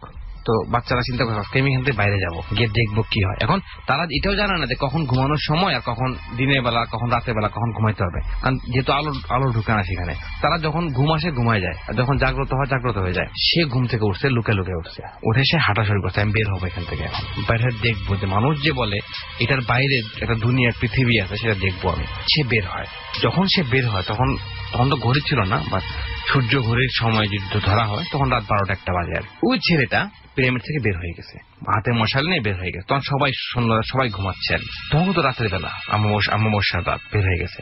বের হয়ে সে দেখে অন্ধকার আর মরুভূমি। সে যতদূর হেঁটে যাচ্ছে, ডানে বামে হেঁটে যাচ্ছে, দেখতেছে বালি আর বালি আর অন্ধকার। আকাশে তাকাচ্ছে অন্ধকার, নিচে তাকাচ্ছে অন্ধকার, আর চতুর্দিকে বালি। এবং সে লাঠি দিয়ে একটা দাগ দিয়ে যাচ্ছে, যদি সে রাস্তাটা না হারায় ফেলে। তার মেইন গেট থেকে বেরিয়েছে, লাঠি দিয়ে দাগ দিচ্ছে যাতে সে না হারায় ফেলে রাস্তা। সেরকম 3 ঘন্টা হাঁটছে, মানে আর 1 ঘন্টা থাকলে দিন হয়ে যেত, ভোর হতো। 3 ঘন্টা হাঁটার পরে সে যখন দেখতেছে যে চতুর্দিকে অন্ধকার, কালো কালো কালো, সে আবার ব্যাক করছে। তো মা বুঝতে পারছে যে তার পাশে বাচ্চাটা নাই, মা বুঝতে পারছে, মা ভয় পেয়ে গেছে, যদি সৈন্যরা তাকে দেখে ফেলে তাকে মেরে ফেলবে বাইরে, আর বাইরের ভিতর লোক বাইরে যাওয়া নিষেধ। বাচ্চা ওই ছেলেটা কিন্তু যুবকটা আস্তে আস্তে আবার ব্যাক করছে, ব্যাক করে মার কাছে গেছে। মা বুঝতে পারছে যে বাচ্চাটা ব্যাক করে আসছে। তো মা কোনো কথা বলতেছে না, বাচ্চা বলতেছে, মা তুমি ঠিক বলছিলা, হ্যাঁ দুনিয়াটা আসলে অন্ধকার, দুনিয়াতে সূর্য বলতে কিছু নাই, আমার চাঁদ বলতে কিছু নাই, মানুষ যে বলে গাছপালা নদী নালা সব মিথ্যা কথা। মা আমি বেরিয়েছিলাম, বেরিয়ে দেখি অন্ধকার, আমাদের ভিতর যেমন বাইরেও এমন, দুনিয়াটা আসলে অন্ধকার। এই যে সৈন্যরা সব মিথ্যা কথা বলতো, এরা সব মিথ্যুক। মা তুমি সত্য, তুমি সত্যি বলতা, দুনিয়াটা অন্ধকার। এটা হচ্ছে আমার স্টোরি। এটা কোনো ভয়ের না। কি গল্পটা কেন বললেন? গল্পটা এই জন্য বললাম, আমরা অন্ধকারে আছি, আমাদের মধ্যে শিকল বাঁধা, যে শিকলটা আমরা এখনো ভেদ করতে পারি নাই। গল্পটা এই জন্য বললাম কি ভাই, মানুষের মধ্যে যে গন্ডি আছে, আমরা যে গন্ডির মধ্যে আবদ্ধ, এই যে কিছু হইলি কবির জায়গায় চলে যাওয়া, এই যে কবির জায়গা থেকে গিয়া হুজুর আমাকে জিন ধরছে, ভূত ধরছে, হুজুররাও একটা গন্ডির মধ্যে আমাদেরকে রেখে দিচ্ছে, মানে সরি হুজুর কবিরাজরা, বিশেষ ধরনের কবিরাজ, বিশেষ ধরনের কবিরাজরা, হ্যাঁ ওরা আমাদের গুণ দেখছে, কিছু হইলেই মানে হচ্ছে তোমাকে জিন ধরছে, তোমাকে জিন ধরছে, ভূত ধরছে। আসলে সেটা কি জিন, সেকে কেন ধরলো, কি উদ্দেশ্যে ধরলো, এগুলো তো আর বলতে পারছে না কবিরাজ। জাস্ট তাবিজ কবজ দিয়ে বাড়ি বন্ধ করে চলে আসছে। এই গুণ থেকে আমাদেরকে বের হতে হবে, বের হয়ে জানতে হবে বাস্তবতা কি। আমাদের এই প্রোগ্রাম শুনতে হবে। প্রতিটা লিসেনারের আমি বলবো কি ভাই, প্রতিটা এশিয়ান মানুষ যারা বাংলা বুঝে তাদেরই আমাদের প্রোগ্রাম শোনা উচিত, শুনে সায়েন্স ভার্সেস প্যারানর্মাল জগৎটা জানা উচিত। এবং আমি এখানে আমরা দিচ্ছি, রাইট, আমরা এখানে যোগ করতে চাই, আমরা খুব হ্যাপি যে আমাদের এখানে, আমাদের লাইভে হোক বা রেডিওতে হোক, অসংখ্য মানুষ অনুষ্ঠানটা শোনেন। আমরা খুব হ্যাপি যে আমরা খুব পজিটিভ ফিডব্যাক পাই। কিন্তু আমরা সেদিনই মনে করবো আমরা সাকসেস যখন এই অনুষ্ঠানটা শুনে অন্তত 100 জন রিসার্চার তৈরি হবে এই প্যারানর্মাল বিষয়গুলো নিয়ে সঠিক ব্যাখ্যা দেওয়ার জন্য। কারণ আমরা আসলে সেই ধরনের মানুষেরই খোঁজ করছি। শেষ করার 2টা কথা বলে নি। একটা ছেলের পর থেকে দুটো হয়ে গেল। একটা কথা বলবো, আমার শেষ হয় না কথাটা। এই যে গন্ডি থেকে বের হবো কি ভাই, এই গন্ডিটা হচ্ছে এমন এক গন্ডি যেখানে আমরা শুরু করি ভূতের গল্প দিয়ে, বাবা ভাত খাও নাহলে ভূত আসবে, কিন্তু ভূত বলতে কিছু নাই, এটা আমরা জানি না। এই ভূতের গল্প শুনি, আমরা শুনে মজা পাচ্ছি, টিভিতে দেখতেছি মহিলা সাপ হয়ে যাচ্ছে, নাগনাগিনীর গল্প, যেগুলো অবাস্তব, আমরা শুনে মজা পাচ্ছি, দেখতেছি, যাক যেগুলো পুরাই সময় নষ্ট। কিন্তু জিনের ঘটনা আমরা শুনতেছি না। আসলটা যদি আমরা আসলটাই জানতাম আমরা সেটা যে জানতেছি না। কত ইন্টারেস্টিং। জিন কি, জিন কেন ধরে, কিভাবে ধরে, আমাদের প্রোগ্রামের মাধ্যমে শোনানো হচ্ছে। আমরা তো পারতাম ভূতের গল্পের বই কিনে এনে গল্প বলতে, Right. আমরা তো সেটা বলতেছি না। এটাই বলবো দর্শকদেরকে, আমার এই গল্প বলার উদ্দেশ্য এটাই ছিল, আপনারা ঘুমটা থেকে বের হয়ে আসেন, বাস্তবতাটাকে দেখেন। Right. কারণ খারাপ জিনিস কিন্তু মজা, টেস্টি। যত দুনিয়াতে খারাপ জিনিস সব মজা খাইতে, কিন্তু ভালো জিনিস মজা নাই। ভালো জিনিসের মজাটা আমার আছে, আমরা অন্যরকম। নিতে চাই না। রাইট। এটাই বলবো যে রিয়েলটাকে নেন, অরিজিনাল যে জিনিস আপনার কাছে মনে হয় রিসার্চ করেন, দেখেন, সেটাকে নেন। এটা বলেই আর কি আমাকে শেষ করতে হবে, আজকে সময় নেই।